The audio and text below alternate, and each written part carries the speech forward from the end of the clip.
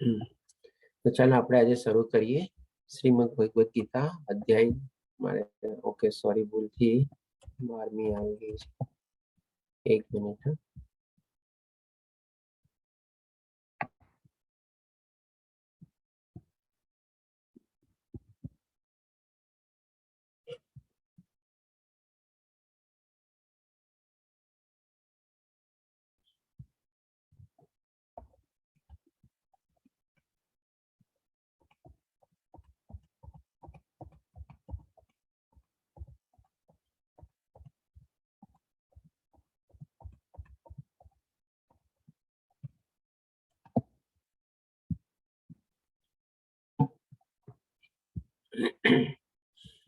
ભૂલથી ગઈકાલનો જ અધ્યાય રહી ગયો હતો.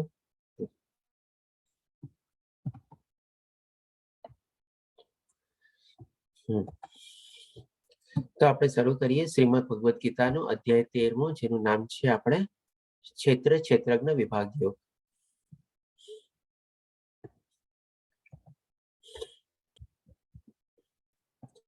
હવે આ અધ્યાય આપણને આમાં બહુ સરસ જાણકારી મળશે. પહેલા આપણે અત્યાર સુધી 12 અધ્યાય કમ્પ્લીટ કર્યા. 12 અધ્યાયમાં આપણને જ્ઞાન યોગ, કર્મયોગ, ભક્તિ યોગ, ધ્યાન યોગ એ બધું આપણે કવર કરી લીધું. એક રીતે કહી શકીએ તો આપણે અત્યારે 67% આપણી 18 અધ્યાયમાંથી 12 અધ્યાય એટલે કે 67% જેવી આપણે ભગવદ ગીતાના અધ્યાય કમ્પ્લીટ થઈ ગયા છે. તો આપણે જો બે ભાગમાં આપણે ડિવાઈડ કરીએ તો 12 ભાગમાંથી પહેલા જે 6 ભાગ છે, 6 અધ્યાય છે, એમાં આપણને જ્ઞાન યોગ, કર્મયોગ સાથે સાથે આપણને ધ્યાન યોગ અથવા અષ્ટાંગ યોગનું જ્ઞાન મળે છે. અને વચલા જે 7 અધ્યાય આપણે કહી શકીએ, 7મા અધ્યાયથી લઈને 12 અધ્યાય જે છે એમાં આપણને ભક્તિ યોગના સ્પેશિયલી આપણે કહી શકીએ અને એના બારામાં જ આપણને બહુ સરસ મજાનું જ્ઞાન મળે છે. ભક્તિ યોગ એટલે કે કેવી રીતે આપણે ભક્તિ કરવી, કેવી રીતે આપણે ભક્તના ગુણ હોય, કેવી રીતે ભક્તિમાં આપણે અનુશીલન થવું જોઈએ, કેવી રીતે ભક્તિમાં આપણે પરાયણ થવું જોઈએ, એ બધું ભગવાન શ્રી કૃષ્ણ આપણને સરસ રીતે 7 થી 12મા અધ્યાયમાં સમજાવે છે. અને પર્ટિક્યુલરલી 12મા અધ્યાયમાં તો આખું સ્ટેજ વાઇઝ આપણની સામે રોડ મેપ રાખી દે છે કે ભાઈ આવી આ રીતે ભક્તિમાં ઇન્વોલ્વ થવું જોઈએ. ભક્ત જો પેલા આ રીતે તો પછી આ રીતે, પછી આ રીતે, એમ કરીને 6 સ્ટેજ આપણી સામે મૂકે છે. હવે એમાં એક શ્લોક હતો જેમાં ભગવાન શ્રી કૃષ્ણ કહે છે કે જે લોકો નિરાકાર અથવા નિર્ગુણ રૂપમાં જે ભક્તિ કરે છે એના માટે આગળ વધવું અથવા તો એમાં પ્રગતિ કરવી બહુ જ દુષ્કર છે અને બહુ જ ડિફિકલ્ટ છે. એમાં ભગવાન શ્રી કૃષ્ણ રીઝન બી બતાવે છે કે એ રીઝન શું છે, તો કે ભાઈ આ જે દેહધારી મનુષ્ય માટે એ દેહ એને સૌથી વધારે પ્રોબ્લેમ થાય છે. તો હવે એના સંદર્ભમાં અર્જુનના મનમાં એક પ્રશ્ન ઉઠે છે કે જે આ પ્રશ્નમાં અર્જુન પહેલા પૂછે છે, પહેલા અને બીજા શ્લોકમાં. અર્જુને કહ્યું, હે કૃષ્ણ, હે હું પ્રકૃતિ તથા પુરુષ, ભોક્તા, ક્ષેત્ર તથા ક્ષેત્રજ્ઞ જ્ઞાતા તેમજ જ્ઞાન તથા જ્ઞેય વિશે જાણવા ઈચ્છું છું. એટલે આનો પણ ભગવાન શ્રી કૃષ્ણ બહુ સરસ રીતે જવાબ આપે છે. એકદમ શોર્ટમાં, એકદમ જેમ ભગવાન શ્રી કૃષ્ણની જે આગવી સ્ટાઇલ છે, જે જવાબ હોય એકદમ સરસ રીતે શોર્ટમાં આપી દે, પછી એને સ્ટેજ બાય સ્ટેજ કરીને આપણને સરસ રીતે વર્ણવે અથવા દાખલા સહિત બી સમજાવે આપણને, ક્યારેક ક્યારેક કમ્પેરિઝન આપીને બી સમજાવે છે. તો આ રીતે ભગવાન શ્રી કૃષ્ણ અહીંયા બીજા શ્લોકમાં જવાબ આપે છે. પૂર્ણ પુરુષોત્તમ પરમેશ્વર બોલ્યા, હે કુંતી પુત્ર, આ શરીર ક્ષેત્ર કહેવાય છે અને જે આ ક્ષેત્રને જાણનારો છે તેને ક્ષેત્રજ્ઞ કહેવાય છે. એટલે આપણે આ જે શરીર જે છે આપણું, એને જ આપણે ક્ષેત્ર તરીકે એટલે કે ફિલ્ડ તરીકે જાણવાનું છે. હવે આ ફિલ્ડ આપણે જે 13 થી 18 અધ્યાય પહેલા કવર કરવા જઈએ છીએ એના માટે કહી દઉં આપને. આપણે જેમ 12 અધ્યાયમાં જે બધું કવર કર્યું ને, આપણે કહી શકીએ કે એક ટાઈપનું થિયોરિટિકલ નોલેજ બધું આપણે કવર કરી લીધું. હવે 13 થી 18 અધ્યાય છે ને ટોટલી પ્રેક્ટિકલ રીતે છે. આપણે જેમ સાયન્સ લીધું હોય તો સાયન્સમાં પહેલા આપણે થિયોરી ક્લાસીસ ને બધા એટેન્ડ કરીએ, પછી સર આપણને શું છે લેબોરેટરીમાં લઈ જાય, લેબોરેટરીમાં બધા આપણે એક્સપેરિમેન્ટ ને બધું કરીએ, જે આપણે થિયોરીમાં વાંચ્યું હોય એ જ આપણને બધું જાણવા મળે. એવી રીતે ફિઝિક્સની લેબોરેટરી હોય, કેમેસ્ટ્રીની લેબોરેટરી હોય, બાયોલોજીની લેબોરેટરી હોય, આજકાલ તો બધા ટેકનોલોજી ને બધા જે બધા ક્લાસીસ ચાલે છે એ લોકોની પણ લેબ હોય છે. તો આપણે જે અત્યારે 12 અધ્યાય સુધી જે બધું કવર કર્યું ને, એ હવે આપણે કહી શકીએ કે ભગવાન શ્રી કૃષ્ણ આપણને 13મા અધ્યાયથી લઈને 18મા અધ્યાયમાં છે ને આપણને એક ટાઈપની આપણે ફિઝિકલ લેબોરેટરીમાં લઈ જશે અને બધું જ્ઞાન આપણને પ્રેક્ટિકલ આપીને આપણને સમજાવશે. 13મા અધ્યાયમાં આપણને સરસ મજાનું આપણા શરીર વિશેનું જ્ઞાન આપશે, શરીરનો જ્ઞાતા કોણ છે એ વિશે જ્ઞાન આપશે, એટલે કે ક્ષેત્રજ્ઞ વિભાગ યોગમાં. 14મો અધ્યાય જે ગુણત્રય વિભાગ યોગ છે એમાં ભગવાન શ્રી કૃષ્ણ આપણને કહેશે આ જે ભૌતિક પ્રકૃતિ જે છે, જેની અંદર 3 ગુણ ઓલરેડી છે, સત્વગુણ, રજોગુણ, તમોગુણ, એના ઉપર આપણને જ્ઞાન આપશે. 15મા અધ્યાયમાં પરસોત્તમ યુગમાં ભગવાન શ્રી કૃષ્ણ આપણને કહેશે કે કેવી રીતે આપણે એક ઝાટકે આ ભૌતિક દુનિયાથી અસંગ કેળવવાનો છે, એટલે કેવી રીતે એનાથી આપણે વિખૂટી પડવાનું છે અથવા કેવી રીતે એનાથી આપણે અનાસક્તથી કેળવવાની છે, એ આપણને ભગવાન શ્રી કૃષ્ણ 15મા અધ્યાયમાં સમજાવશે. 16મા અધ્યાયમાં દેવાસુર વિભાગ યુગમાં ભગવાન શ્રી કૃષ્ણ આપણને કહેશે કે કેટલા પ્રકારના આપણે દૈવી ગુણ હોય છે, 26 ગુણ હોય છે, અને એવી જ રીતે અસુરી ગુણો બી વર્ણવશે ભગવાન શ્રી કૃષ્ણ. અને સાથે સાથે આપણને એ બી કહેશે કે નરકના ક્યાં ક્યાં દ્વાર છે, કે જે કરીને આપણે આપણી લાઈફમાં એટલીસ્ટ 3 દ્વારને આપણે બંધ કરીને હંમેશા આપણે એનાથી આપણે બચી શકીએ. એક સેકન્ડ જરા.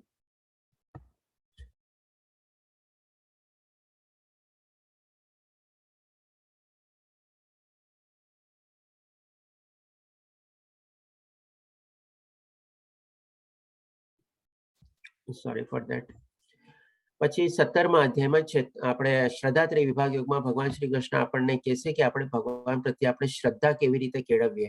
કારણ કે આજે શું છે, ઘણા લોકો તો સૌથી પહેલા ભગવાન છે કે નહીં માનવા રેડી નથી હોતા, અને જે લોકો માનતા બી હોય છે એમાં પાછા બે ફાટા પડી જાય છે. કોઈ નિરાકાર નિર્ગુણ રૂપમાં પૂજે છે, કોઈ આવી રીતે ભગવાન શ્રી કૃષ્ણની પૂજા કરે છે. તો ભગવાન શ્રી કૃષ્ણ એમાં બહુ સરસ રીતે આપણને આખા અધ્યાયમાં કહેશે કે આપણે ખાવાથી લઈને આપણો યજ્ઞ, તપ, દાન બધામાં કેવી કેવી આપણે શ્રદ્ધા રીતે કેળવી શકીએ છીએ અને કેવી રીતે આપણે ભગવાનમાં આપણે આસ્થા કેળવી શકીએ છીએ, એ આપણને 17મા અધ્યાયમાં ભગવાન શ્રી કૃષ્ણ સરસ રીતે આપણને વર્ણવશે. એટલે કે બધા પ્રેક્ટિકલ ક્લાસીસ જેવા જ છે આપણે. પછી જે 18મો અધ્યાય, જે છેલ્લો અધ્યાય છે કર્મ સંન્યાસ યોગ, એમાં ભગવાન શ્રી કૃષ્ણ આપણને 1 થી 17 અધ્યાયનું બધું સમરાઈઝ થોડું થોડું થોડું કરીને જ્ઞાન આપશે, અને પોતે જે થોડું ઘણું વધારાનું જ્ઞાન આપવાનું છે એ બી આપણને આપશે. એમાં ભગવાન શ્રી કૃષ્ણ આપણને એ બી કહેશે કે આ ભગવદ્ ગીતાનો બોધ આપણે કોને આપવો જોઈએ અને કોને ન આપવો જોઈએ, એ રીતે પણ આપણને એમાં સરસ રીતે સમજાવશે.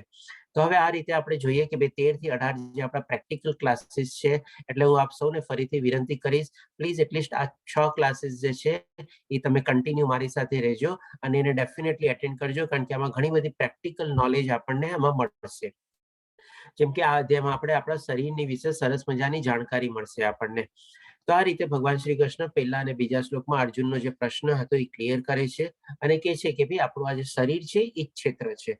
હવે આજની તારીખમાં તો એવું કોઈ કુરુક્ષેત્ર જેવું યુદ્ધ થવાનું નથી કે બધા કે બંને સેનાઓ જઈને એકત્રિત થશે એક મેદાન ઉપર અને પછી બંને લોકો ફાઇટ કરશે અથવા લડાઈ કરશે ને એવી રીતે થશે. તો ડેફિનેટલી આજે જે આપણું આ યુગ અત્યારે કલયુગ જે ચાલી રહ્યો છે, એમાં તો બધા ન્યુક્લિયર વોર ને કેમિકલ વોર ને એવી જ બધી સાયલેન્ટ વોર આપણે કહી શકીએ કે ચાલે છે.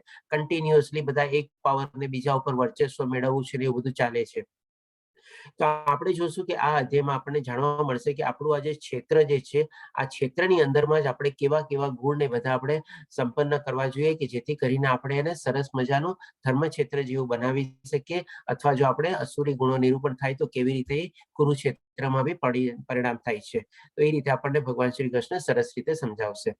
તો હવે આપણે જોઈએ કે ત્રીજા શ્લોકમાં ભગવાન શ્રી કૃષ્ણ કહે છે, હે ભારત, એ જાણવું જોઈએ કે હું પણ સર્વ શરીરનો જ્ઞાતા છું, અને આ શરીર તથા તેના જ્ઞાતાને જાણી લેવાને જ જ્ઞાન કહેવામાં આવે છે, તે મારું મંતવ્ય છે. હવે આપણે અહીંયા જોઈ શકો છો કે બધાના શરીરમાં આપણે પરમાત્માનો વાસ એટલે કે આત્મા રહેલો છે. બધા તમે જોજો દરેક પિક્ચરમાં આપણને 2 ફોટા આપેલા છે. તો અહીંયા ભગવાન શ્રી કૃષ્ણ શું કહે છે કે ભાઈ પહેલા બીજા શ્લોકમાં જ્યારે સમજાવ્યું કે શરીરનો જે જ્ઞાતા કોણ છે, તો કે જે પરમાત્માનો અંશ જે છે આપણા શરીરના હૃદયમાં જે રહેલો છે, એ જ આખા શરીરનો જ્ઞાતા છે. જ્ઞાતા એટલે કે જાણકાર. અને પછી ત્રીજા શ્લોકમાં કહે છે કે એ જાણવું જોઈએ કે હું પણ સર્વ શરીરનો જ્ઞાતા છું.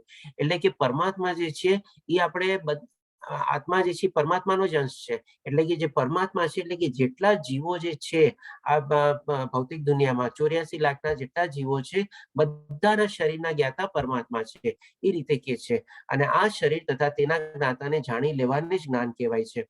એટલે કે હવે આપણે જો શરીરને આપણે અલગ રીતે તારવીએ અને એનો જ્ઞાતા કોણ છે, એટલે કે એનો જ્ઞાતા આપણે આત્મા જે છે આપણા શરીરની અંદરમાં રહીએ છીએ, અને એ બેને આપણે સરસ રીતે ડિફરન્શિએટ કરી શકીએ અને બેનો વચ્ચેનો ભેદ અથવા તફાવત શું છે એ આપણે જાણી લઈએ, તો ભગવાન શ્રી કૃષ્ણ કહે છે કે આને જ જ્ઞાન કહેવામાં આવે છે અને એ મારું મંતવ્ય છે. તો હવે આ જ ચીજ આપણે થોડું પિક્ટોરિયલ રિપ્રેઝન્ટેશન આપણે નેક્સ્ટ સ્લાઇડમાં સમજી લેશું. માની લો એક આપણે આ મોટું એગ્રીકલ્ચરલ ફિલ્ડ છે. ફિલ્ડ એટલે કે બહુ મોટું ક્ષેત્ર છે અથવા ખેતર છે એવી રીતે આવે. હવે આમાં જોશો આપણે કે ભાઈ આ પોતાની જેમ કે એગ્રીકલ્ચરલ ફિલ્ડ ને હોય તો એને સૌથી વધારે સરસ રીતે કોણ જાણે તો કે એનો માળી તરીકે જાણે. હવે એનો માળી જેમ કે અહીંયા તમારી સામે એક નાનકડો એકદમ ફોટો પ્રગટ થયો હશે. આપણે એક વચ્ચોવચ એકદમ એક નાના માણસનો ફોટો છે. તો હવે એ જ આપણી હૃદયમાં જે આત્મા રહેલી છે એ આપણા શરીરનો જાણકાર છે. એટલે કે આ થયો આપણે જ્ઞાતા, શરીરનો જ્ઞાતા એટલે કે ક્ષેત્રજ્ઞ. અને આ જે આખું એગ્રીકલ્ચરલ ફિલ્ડ જે દેખાય છે આપણે ક્ષેત્ર થયું. અને એ ક્ષેત્ર ભગવાન શ્રી કૃષ્ણના કહેવા પ્રમાણે આપણું શરીર છે. હવે આના ઉપર ભગવાન શ્રી કૃષ્ણએ જે કીધું ત્રીજા શ્લોકમાં કે આ બધા જીવોનો જ્ઞાતા હું પોતે છું. એટલે કે એ હવે તમે અહીંયા જોઈ શકશો કે આપણે અહીંયા તમારા રાઈટ હેન્ડ કોર્નરમાં ટોપ સાઈડમાં એક ગોળ સર્કલ છે. એમાં ભગવાન શ્રી કૃષ્ણનો ફોટો આપની સમક્ષ આવ્યો હશે. એટલે કે આ જે છે ભગવાન શ્રી કૃષ્ણ એટલે કે પરમાત્મા રૂપમાં જે બેઠા છે બધાને કે ક્ષેત્ર જ્ઞાતા છે. એટલે કે આ ભૌતિક દુનિયામાં જેટલા બી જીવો છે 84 લાખના બધા જીવોની અંદરમાં જે આત્માનો વાસ છે એ એક એક શરીરને જાણે છે. એટલે કે પોતાના શરીરને જાણે છે. અને એની ઉપરમાં જે પરમાત્મા બેઠા છે એ બધાના શરીરને જાણે છે. આ રીતે ભગવાન શ્રી કૃષ્ણ આપણને સમજાવે છે. બીજા નંબરનું દબાણ. બધાને મ્યુટ કરી દઉં છું. પ્લીઝ આપ સર્વે બધાને મ્યુટ કરી દેજો. હવે આ શ્લોક જે છે ને એ થોડોક આપણને કદાચ લાગે કે ભાઈ આ કેવી રીતે અહીંયા આવી ગયો, કારણ કે આનાથી થોડું ઘણું આપણને લિંક બેસતી નથી એવું લાગે. તો હવે આપણે આને પણ સમજી લઈએ કે 5મા શ્લોકમાં ભગવાન શ્રી કૃષ્ણ કહે છે વિભિન્ન ઋષિઓએ વિભિન્ન વૈદિક ગ્રંથોમાં કાર્યના ક્ષેત્ર તથા તે કાર્યોના જ્ઞાતાનું જ્ઞાનનું વર્ણન કર્યું છે. હવે જેમ ઓલા શ્લોકમાં ભગવાને કીધું ને કે આ મારું મંતવ્ય છે, એટલે કે આને જ જ્ઞાન કહેવાય, એ મારું મંતવ્ય છે. તો એને સાથે જો કનેક્ટ કરીએ આપણને ત્યારે જઈને આ શ્લોક આપણને થોડો ક્લિયર થશે. કારણ કે ત્યારે બી છે ને એ ટાઈમમાં બી ઘણા બધા એવા મંતવ્યો હતા કે જે લોકો શું છે કાર્ય પ્રણાલી અથવા કાર્ય ક્ષેત્ર કોણ છે, કાર્યને કરનારો કોણ છે, આવા બધા અલગ અલગ બધા પોતપોતાના ઇન્ટરપ્રિટેશન ને બધું આપતા. તો એ રીતે ભગવાન શ્રી કૃષ્ણ કહે છે કે વિભિન્ન ઋષિઓએ વિભિન્ન વૈદિક ગ્રંથોમાં એટલે અલગ અલગ જે બધા વેદ ગ્રંથો ને બધા જે છે એમાં કાર્યના ક્ષેત્ર તથા કાર્યોના જ્ઞાતાનું, એટલે કે કાર્યોના જ્ઞાતા તો કોણ છે, કોઈ કે ભાઈ ભગવાન શ્રી કૃષ્ણ જે આપણા આત્મા જે છે એ જ છે. ભગવાન શ્રી કૃષ્ણ ઓલરેડી કહી દીધું પહેલા એકવાર. અને કાર્યના ક્ષેત્ર કે અલગ અલગ જે બધા ફિલ્ડ જે છે એ બધાના જ્ઞાતાનું જ્ઞાનનું વર્ણન કર્યું છે. અને એ બધા છે ને વર્ણન પોતપોતાના હિસાબે ઇન્ટરપ્રિટેશન ને બધું કર્યું હતું. પછી છે ને વેદ વ્યાસ મુનિ જોવે છે. તો વેદ વ્યાસ મુનિ અહીંયા આપણે જે ફોટો છે એ વેદ વ્યાસ મુનિનો છે. પછી એમણે વેદ વ્યાસ મુનિએ શું કર્યું કે આવા બધા જે ઇન્ટરપ્રિટેશન હતા, ઓપિનિયન્સ હતા, આવા બધા જે મંતવ્ય હતા, આવા બધા પોતપોતાનું જે કહેવું હતું એ બધાને છે ને બહુ સરસ રીતે વેદાંત સૂત્રોમાં એક સંકલન કર્યું. અને 555 વેદાંત સૂત્ર લખેલા. એટલે કે આપણે 4 આપણે વેદ અને 14 આપણે ઉપનિષદ, એના બધાના સારાંશ રૂપે પછી એમણે વેદાંત સૂત્રો બનાવ્યા. હવે એ સૂત્રોમાં શું છે, એમણે 555 સૂત્રોમાં અલગ અલગ બધા આપણે ફિલ્ડને ડિવાઈડ કરેલા. જેમ કે આપણે છે કે ભાઈ અર્થશાસ્ત્ર, પછી કામશાસ્ત્ર, પછી આપણે આયુર્વેદિક પુરાણ, એ બધું જે છે અલગ અલગ બધા એમાં આપણે સંકલન કરીને એમાં ડિવિઝન કરીને સમજાવ્યું કે કેવી રીતે બધું એમાંથી આવે છે. એટલે એ રીતે પછી આપણે જોઈએ છીએ કે તે ખાસ કરીને પછી વેદાંત સૂત્રના કાર્યકરણના સર્વ ઉદ્દેશ સહિત પ્રસ્તુત કરવામાં આવ્યું છે. એટલે કે બધાના એક એક ટોપિક વાઇઝ બનાવ્યા. જેમ કે મેં કીધું ને આપણે અર્થશાસ્ત્ર એમાં કોઈ ઇકોનોમિક્સ ને એના ઉપર આવી જાય, પછી આપણે કામસૂત્ર બનાવ્યું, પછી આપણે આયુર્વેદિક ને બધાનું બનાવ્યું કે ભાઈ આપણે જે આયુર્વેદિક ને મેડિસિન ને બધું જે છે એના ઉપર એ બધા સૂત્રો ને બધું બનેલું છે. એવી રીતે ઘણા બધા એવા સૂત્રો બનાવ્યા અને બધા સૂત્રોને સબ્જેક્ટ વાઇઝ સમરાઇઝ કર્યા. અને જે બધા આવા ખોટા ઓપિનિયન હતા એ બધાને એમણે સરસ રીતે ખંડિત બી કર્યા. તો આ રીતે ભગવાન શ્રી કૃષ્ણ કહે છે એ સર્વ ઉદ્દેશ સહિત પ્રસ્તુત કરવામાં આવ્યું છે આ બધા વેદાંત સૂત્રમાં. હવે આપણે જોઈએ કે ભાઈ આ સ્લાઇડ આપણે ઓલરેડી આની પહેલા લઈ લીધી હતી, તેમ છતાં આપણે સંક્ષિપ્તમાં અત્યારે લઈ લઈએ કે ભાઈ આપણે જે અત્યારે આપણું જે શરીર છે એ શરીરને આપણે કેવી રીતે આપણે જીવન નિર્વાહ કરીએ છીએ. સૌથી પહેલા તો આપણે આ ત્રીજા અધ્યાયમાં આ સ્લાઇડ લીધી હતી કે કેવા કેવા સ્તર ઉપર જીવીએ છીએ આપણે. ત્યાં સ્તર આપણે વર્ડ આવ્યો હતો. અહીંયા શું છે અન્નમય ને એવી રીતે વર્ડમાં આવેલું છે કે ભાઈ આપણે ખાવા પીવાનું મળી જાય એટલે બરાબર છે, અને પ્લસ થોડું ઘણું આપણને પ્રોટેક્શન મળી જાય એટલે કે પ્રાણમય, શેલ્ટર ને મળી ગયું, કપડા ને બધું મળી ગયું એટલે એ પ્રમાણે. અને ત્યાં હતું આપણે કે ભાઈ શરીર જે હતું આપણે ત્યાં લેવલમાં આપણે શું નામ આપેલું હતું, મારા ખ્યાલથી ઇન્દ્રિય વિષયોને એવી રીતે નામ આપેલું હતું કે ઇન્દ્રિય વિષયોને ભોગવવા માટે જ લોકો કરે છે. પછી આવે છે આપણે ભૌતિક આપણે કે જ્ઞાનમય આપણે જે ભૌતિક દુનિયાનું બધું જ્ઞાન મેળવીએ છીએ, ડિગ્રીઓ મેળવીએ છીએ અને કામ કરીએ છીએ અને રોટી રોજી કરીએ છીએ એટલે એવી રીતે. એટલે કે ત્યાં આપણે હતું કે માનસિક સ્તર ઉપર જીવે છે. એના ઉપર પછી આપણે આવ્યું હતું બૌદ્ધિક સ્તર અને અહીંયા નામ આપેલું છે વિજ્ઞાનમય અને એના ઉપરથી અલ્ટિમેટલી જે છે આપણે એમાં નામ હતું આપણે આધ્યાત્મિક સ્તર અને અહીંયા આપણે છે આનંદમય. તો મોર ઓર લેસ સેમ એને જ રિપ્રેઝન્ટ કરે છે. આ સૌથી નીચલું સ્તર છે અને આ સૌથી આપણે ઉચલું સ્તર છે કે આપણે આપણી લાઈફને અલગ અલગ સ્તર પ્રમાણે અથવા અલગ અલગ લેવલ પ્રમાણે કેવી રીતે જીવવી જોઈએ. આપણે ખાલી આપણે જે ભૌતિક દુનિયાના હેઠળ જ આપણે રાખી લઈએ અથવા તો ઇન્દ્રિય વિષયોના ત્રીજા લેવલ સુધી રાખી દઈએ તો આપણી આધ્યાત્મિક પ્રગતિની ન થાય. પણ ડેફિનેટલી આપણે થોડી બૌદ્ધિક સ્તર ઉપર એટલે કે વિજ્ઞાનમાં આપણે સરસ મજાનું આત્મા અને બધાનું જ્ઞાન મેળવવાનું છે. એ મેળવીને આપણે આપણું આધ્યાત્મિક જર્ની એટલે કે આનંદમય જે સત્ચિત્ત આનંદ છે, આત્માનો જે મેઇન સ્વભાવ છે ત્યાં સુધી આપણે પહોંચવાની આપણે કોશિશ કરવાની છે. તો આ રીતે 5 સ્તર છે આપણી લાઈફના. આપણે કેવી રીતે આગળ વધવું એ આપણે ડિસાઈડ કરવાનું છે. હવે પછી અહીંયાથી ભગવાન શ્રી કૃષ્ણ મેઇન આપણને આખા આપણા શરીરની એનાટોમી જે છે ને એ સરસ રીતે સમજાવશે. તો છઠ્ઠા અને સાતમા શ્લોકમાં ભગવાન શ્રી કૃષ્ણ કહે છે કે આપણું આ જે ક્ષેત્ર એટલે કે જે શરીર છે એ શેનું બનેલું છે, કેવી રીતે બનેલું છે. તો આમાં ભગવાન શ્રી કૃષ્ણ છે ને આપણા 31 તત્વ કહે છે. તત્વમાં 31 તત્વમાં આપણે ટેન્જિબલ અથવા તો જેને આપણે ફિઝિકલી જોઈ શકીએ, અનુભવી શકીએ એવું આવી જાય છે અને બાકીના આપણે થોડા ઘણા એમાં ઇનટેન્જિબલ એટલે કે જેને આપણે જોઈ ન શકીએ અથવા અવ્યક્ત રૂપમાં છે એવી રીતે બી આવે છે. તો હવે આપણે 31 જે તત્વોનું આપણું શરીર બનેલું છે એ પહેલા સમજી લઈએ. પેલા આવે છે 5 મહાભૂતો. 5 મહાભૂતો એટલે ક્યાં? તો કે ભાઈ આકાશ, વાયુ, અગ્નિ, જળ અને પૃથ્વી. આ 5 વાયુ આપણા શરીરમાં હોય છે. પછી આવે છે મિથ્યા અહંકાર એટલે કે આપણો ઈગો. પછી આવે છે બુદ્ધિ એટલે કે વિઝડમ. પછી અવ્યક્ત. અવ્યક્ત એટલે કે શું? આજે ભૌતિક પ્રકૃતિ જે છે જેમાં 3 ગુણી માયા જે છે, સતોગુણ, રજોગુણ, તમોગુણ વાળી એ અવ્યક્ત રૂપમાં ઓલરેડી ઇનબિલ્ટ છે. ઈ આવી જાય છે. ઈ પણ આપણા શરીરની સાથે ઓટોમેટિકલી જેવું આપણે જન્મ લઈએ છીએ આપણે એની સાથે એટેચ થઈ જઈએ છીએ, આપણે એની સાથે બંધાઈ જઈએ છીએ, આપણે ત્રિગુણી માયાના હેઠળ આવી જઈએ છીએ, એના નિયંત્રણ હેઠળ આવી જઈએ છીએ. એટલે એ થઈ આપણે અવ્યક્ત રૂપ. પછી આવે છે 10 ઇન્દ્રિયો. 10 ઇન્દ્રિયો એટલે શું કે આપણે 5 જ્ઞાનેન્દ્રિયો અને 5 કર્મેન્દ્રિયો. 5 જ્ઞાનેન્દ્રિયો એટલે કે શું? આંખ, કાન, નાક, જીભ અને ત્વચા. એ આપણી થઈ જ્ઞાનેન્દ્રિયો. અને 5 કર્મેન્દ્રિયો એટલે શું? જીભથી આપણે બોલીએ છીએ. પછી આપણે હાથ એટલે કે 2 હાથને એક કર્મેન્દ્રિય ગણાય છે. 2 પગ જેનાથી આપણે ચાલીએ કરીને અને નીચેમાં જે આપણી 2 જનેન્દ્રિય હોય આગળ અને પાછળ એ આપણી બધી કર્મેન્દ્રિયો થઈ. પછી આવે છે તથા મન. મન બી આપણે સરસ રીતે જાણી ગયા છે છઠ્ઠા અધ્યાયમાં કે જો આપણે એને વશમાં કરી લે તો આપણો સૌથી મોટો મિત્ર છે, નહીં તો એના જેવો મોટો દુશ્મન કોઈ છે નહીં આપણે.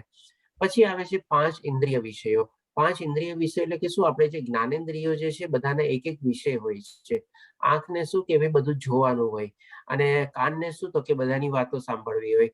પછી નાકને શું તો કે બધી અલગ અલગ ટાઈપની સ્મેલ ને બધું હોય. જીભને શું? અલગ અલગ બધા સ્વાદ હોય. ત્વચાને શું તો કે ઠંડુ ગરમ ને એ બધું હોય. આ બધા આપણા ઇન્દ્રિય એટલે કે જ્ઞાનેન્દ્રિયોના વિષયો થાય. આપણે 5 ઇન્દ્રિયના વિષયો. પછી હવે આપણે આવે છે આ બધા જે છે 7 ચીજ એ આપણા વિકાર તરીકે છે કે ભાઈ ઈચ્છા એટલે કે આપણને કંઈક ને કંઈક ઈચ્છા થતી જ રહે છે. એ બધી ઈચ્છા શેના કારણે થાય છે? આપણા ઇન્દ્રિયોના વિષયોના કારણે અને ભૌતિક દુનિયાની ત્રિગુણી માયાના હેઠળ આપણને કંઈક ને કંઈક ઈચ્છા થાય છે. હવે એ ઈચ્છા માટે પછી આપણને દ્વેષ. આપણી ઈચ્છા પૂરી થઈ ગઈ તો બરાબર છે, નો ઈચ્છા થઈ તો કંઈક ને કંઈક એવું રાગ દ્વેષ ને બધું જન્મે જ છે. અને એ જ રીતે આપણી ઈચ્છા પૂરી થાય તો આપણને સુખ જેવું લાગે છે, એ પણ ટેમ્પરરી સુખ છે. અને જો ઈચ્છા પૂરી ન થઈ તો રાગ દ્વેષની ઉપરાંત આપણને દુઃખ બી લાગે છે કે ભાઈ આ રીતે દુઃખ થયું. પછી આવે છે સંગાત. સંગાત એટલે કે શું? આપણે એટેચમેન્ટ. એટલે કે આપણે એટેચમેન્ટ કોની સાથે? તો કે આપણે માણસો સાથે, વસ્તુઓ સાથે, જગ્યા સાથે. એ બધા સાથે આપણને એક જાતનું એટેચમેન્ટ અથવા તો લગાવ થઈ જાય છે. અને પ્લસ ડેફિનેટલી સાથે સાથે આપણા ઇન્દ્રિયના વિષયો છે એની સાથે બી આપણો સંગાત થાય છે. પછી ચેતના. ચેતના એટલે કે શું? ફિલિંગ અને ઇમોશન્સ. આપણા હૃદયની અંદરમાં બધી અલગ અલગ ટાઈપની લાગણીઓ, ફિલિંગ્સ, ઇમોશન્સ ને બધું આપણે લાગે છે. આ સારું, આ ખરાબ. ઓલા આમ સારું કર્યું, ઓલા આમ કર્યું. આ આમ નહોતું કરવું, આ આમ નહોતું કર્યું. એવા બધી આપણી મનમાં ફિલિંગ્સ થાય છે. અને પછી ધૈર્ય એટલે કે પેશન્સ. એટલે કે ક્યારેક ક્યારેક આપણે પેશન્સ રીતે હોઈએ છીએ, ક્યારેક આપણે બહુ ઉતાવળા હોઈએ છીએ આ રીતે. તો આજે તમે કાઉન્ટ કરશો આપણે થઈ 7 ચીજ. આને ભગવાન શ્રી કૃષ્ણ કહે છે આ સર્વેને સંક્ષેપમાં કાર્યોના ક્ષેત્ર તથા તેમની આંતરક્રિયાઓ વિકાર કહેવામાં આવે છે. હવે આંતરક્રિયાઓ એટલે શું? બધા એકબીજાની સાથે કનેક્ટેડ થઈને થાય. ઇન્દ્રિયો છે એટલે ઇન્દ્રિયના વિષયો થાય, ઇન્દ્રિય વિષયો છે એટલે પછી ભૌતિક પ્રકૃતિની સાથે કોન્ટેક્ટમાં આવ્યા, ભૌતિક પ્રકૃતિની સાથે કોન્ટેક્ટમાં આવ્યો એટલે કે ઈચ્છા થઈ, ઈચ્છા થઈ એટલે પછી આ થયું, આ થયું, એટલે બધું આંતરક્રિયા ઇન્ટરડિપેન્ડન્ટ અને ઇન્ટરકનેક્ટેડ લોકોની બધીની એક્ટિવિટી છે આ બધી ચીજની. એ રીતે ભગવાન શ્રી કૃષ્ણ કહે છે ને આ બધા કાર્યના ક્ષેત્ર બી છે. કાર્યના ક્ષેત્ર કે ક્યારેક આ કરવું, ક્યારેક વાં જવું, ક્યારેક આને મળવું, ક્યારેક ઓલું કરવું, એ બધું આપણું કાર્યનું ક્ષેત્ર થઈ ગયું. અને ડેફિનેટલી ભગવાન શ્રી કૃષ્ણના કહેવા પ્રમાણે આ બધું એ ટાઈપનો વિકાર છે આપણી શરીરની અંદર, કારણ કે બધી ચીજ આપણને અંદર ખોટી ચીજ ઇમોશન્સ ને બધું પેદા કરે છે. આ બધું અત્યારે કાઉન્ટ કરી શકો છો. જો આપણે કાગળ પેન લઈને બેઠા હોય તો અહીંયા ટોટલ 31 ચીજ આપણને ભગવાન શ્રી કૃષ્ણ વર્ણવે છે કે જેના દ્વારા આપણું શરીર બનેલું છે. હવે આ જે જ્ઞાન જે છે ને આપણને આજની તારીખમાં કોઈ બાયોલોજી કે કોઈ આપણને ચોપડીમાં નહીં મળે, કોઈ સાયન્સની ચોપડીમાં આપણને નહીં મળે કે આપણું શરીર શેનું બનેલું છે. આપણું શરીર બધા કહે છે કે હાડકાં, માંસ, આ તે એનું બધું બનેલું છે, પણ ડેફિનેટલી આપણી શરીરની સાથે સાથે આ બધી ચીજો બી છે, એ બધાની સાથે બી છે. નો ડાઉટ લોહી, માંસ ને બધું તો છે જ, અને એ જે બધું બી છે ને એ આ બધું 5 મહાભૂતોમાં કમ્બાઇન્ડ આવી જાય છે. જેમ કે આપણે અલગ અલગ દાખલો લઈએ કે ભાઈ પૃથ્વી આપણા શરીરમાં કેવી રીતે મોજૂદ હોય, હવા કેવી રીતે હોય, તો કે આપણે શ્વાસ ને બધું લઈએ છીએ ટાઈપનું આપણે હવા આવી ગયું. પાણી તો આપણે જાણીએ છીએ 70% પાણી છે આપણે. પછી આપણે અગ્નિ બી જાણીએ છીએ, આપણા ઇન્ટેસ્ટાઇનમાં આપણે જઠરાગ્નિ હોય છે એ રીતે. પછી આપણે અલગ રીતે આકાશ બી શું છે, આપણા જે બોન હોય છે, બોનમાં એક હોલો ટાઈપનું હોય છે જેને આપણે બોન મેરો ને બધું કહીએ છીએ, તો આકાશ બી આપણા શરીરમાં એ રીતે છે જ. આ રીતે 5 આપણે છે ને પૃથ્વી તો આપણને ઘણી બધી જગ્યાએ મળે છે, કારણ કે પૃથ્વીમાં બધા એલિમેન્ટ છે, આયરન, કેલ્શિયમ, એલ્યુમિનિયમ, આ તે, તો એ પણ બધું આપણા શરીરની અંદરમાં થોડું થોડું બધી જગ્યાએ છે. આજે આયરનની કમી હોય તો એ આપણને કેવી કમજોરી ને બધું લાગે, તો આ રીતે બધું આપણે પૃથ્વીને બધાનો ભાગ આપણા અંદરમાં છે. અને ડેફિનેટલી આ બધી જો તમે કાઉન્ટ કરશો તો ટોટલ અહીંયા 31 ચીજ આપણને મળી જશે. હવે આ જે ચીજ છે આમાં ભગવાન શ્રી કૃષ્ણ આપણને 8 થી 12 શ્લોકમાં આપણને બહુ સ્પષ્ટ રીતે કહી દે છે કે ભાઈ આ ચીજ જ્ઞાન છે, આના સિવાય બધું અજ્ઞાન છે. તો હવે આપણે એકવાર શોર્ટમાં આપણે જોઈ લઈએ કે આ બધી ચીજ ભગવાન શ્રી કૃષ્ણ શું કહે છે.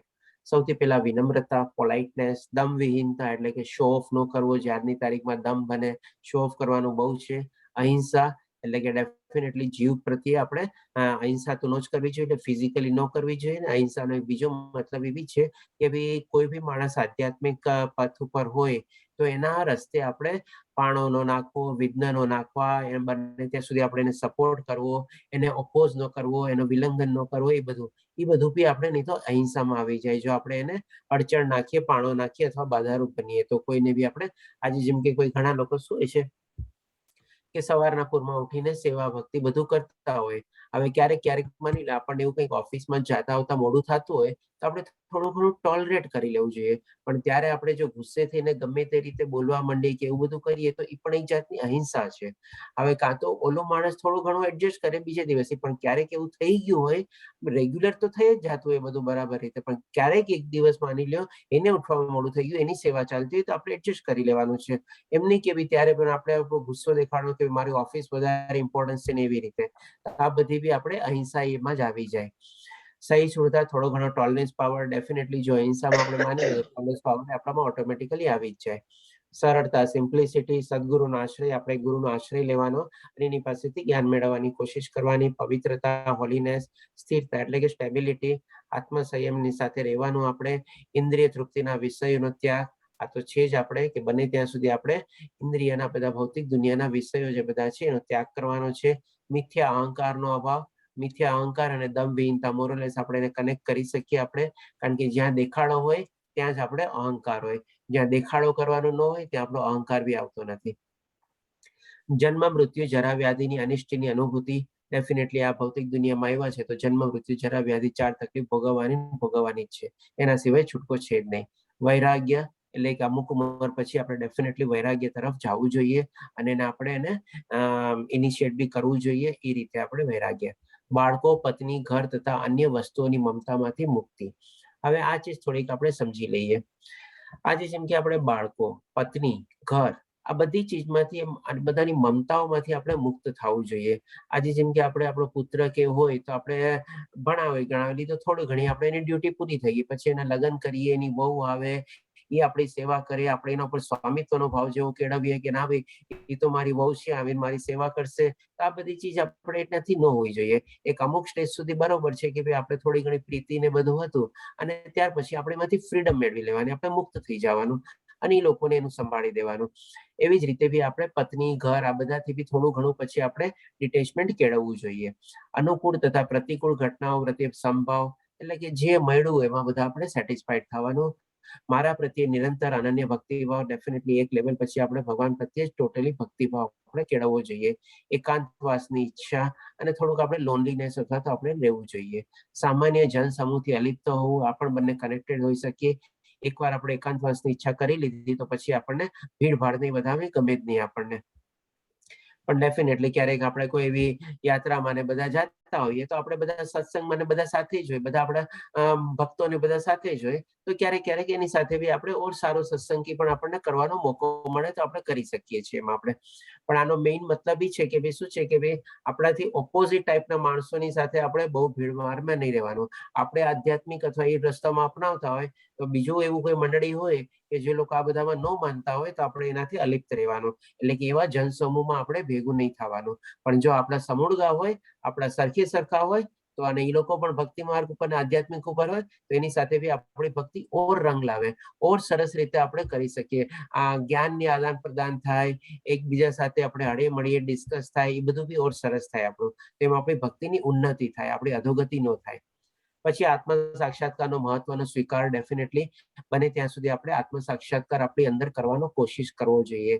જેમ આપણે 11મા અધ્યાયમાં આપણે વિરાટ સ્વરૂપ વિશ્વરૂપ દર્શન જોયું, તો આપણે પણ એવું બને ત્યાં સુધી આપણે અંદરમાં આપણે આત્માનો જે છે ને, મારે આત્માના દર્શન કરવા છે એવી આપણે પ્રેમ ભાવ, એવી લાગણી અને એવી ઉત્કૃષ્ટતા આપણે જન્માવી જોઈએ. અને ડેફિનેટલી પરમ બ્રહ્મની તાત્વિક શોધ, એટલે કે એની શોધ પાછળ આપણે લાગી જવું જોઈએ. હવે આ બધાને સમરાઈઝ કરશો તો આ બધાને કહે છે ભગવાન શ્રી કૃષ્ણ, આ બધાને હું જ્ઞાન તરીકે ઘોષિત કરું છું, એટલે કે જ્યાં હું ડિક્લેર કરું છું. અને પછી હજી આગળ કહે છે કે આ સિવાય જે કંઈ છે તે બધું અજ્ઞાન છે. લ્યો થઈ ગયું ને. હવે આપણે આ ભૌતિક દુનિયામાં આવીને આપણે કેટલી ડિગ્રીઓ મેળવતા હોય છે, બેચલર્સ ડિગ્રી, માસ્ટર્સ ડિગ્રી, આ ડિગ્રી, પણ એ બધી કોઈ જાતની કોઈ કામ નથી. ઘણી વાર તો એક અમુક ઉંમર પછી આપણને ડિગ્રી બી કોઈ યાદ બી નથી રહેતું ને કાંઈ હોતું નથી, કારણ કે આપણે આખી લાઈફમાં આપણે એપ્લાય બી ન કર્યું એમાં ઘણી બધી ચીજ એવી, તો આપણે ભૂલી જઈએ છીએ. અને જ્યારે શરીર જાય છે ત્યારે તો બધી ડિગ્રી વહી જાય છે. આપણે પેલા શું છે, આપણા વિઝિટિંગ કાર્ડ છપાવવા માટે આપણે કેટલા બધા ઉત્કૃષ્ટ હોઈએ કે ભાઈ મારી આ ડિગ્રી લખ, ઓલું ડિગ્રી લખ, આમાં સ્પેલિંગ આમ લખ્યું જ, ઓલા બોલ્ડ કર અને લાઇટ કર. અને એક અમુક પછી તો આપણને લાગે છોડ ને, હવે વિઝિટિંગ કાર્ડ છપાવ્યા છે, હવે શું કરવું છે. કારણ કે એ બધું જ્ઞાન કોઈ જાતનું કઈ મતલબ રહેતું જ નથી. ત્યાર પછી આપણને આ જ બધું જો જ્ઞાન હોય આપણી પાસે તો જ આપણે જ્ઞાની કહેવાઈએ છીએ, નહીં તો પછી આપણો જીવન આખું એડાઈ ગયું, કોઈ જાતનું કઈ કામ ન આવ્યું આપણે કહી શકીએ. ડેફિનેટલી આપણે એક આપણા નવા જનરેશન માટે બી છે ને આ બધું શીખવાનું આપણે બહુ કરી શકીએ, જણાવી શકીએ એ લોકોને. કારણ કે આજનું જે ન્યૂ જનરેશન જે છે બધું આની પાછળ મટીરિયલ વર્લ્ડની પાછળ બહુ ભાગાભોગીને આ ને તેને કરે છે. આજે ઘણી વાર આપણે જેમ કે શરૂઆત ક્યાંથી હોય છે, વિનમ્રતાથી, કે ભાઈ આપણો છોકરો જે હોય કે કઈ હોય કેટલું રૂડલી ને બિહેવિયર કરે. જરાક ડિગ્રી મળી ગયો એમાં, પર્ટિક્યુલરલી આજે જેમ કે મોબાઈલ ચલાવતા બહુ સરસ રીતે શીખી ગયો હોય અને ઘરમાં દાદા દાદી કે મમ્મી પપ્પા પૂછે કે બેટા મને જરા શીખવાડ ને, તમને આટલું નથી ખબર પડતી, તમે આટલું નથી જાણી શકતા, એક વાર તો કીધું, કેટલી વાર કેવું પછી, કેવું રૂડલી બિહેવ થતું હોય છે.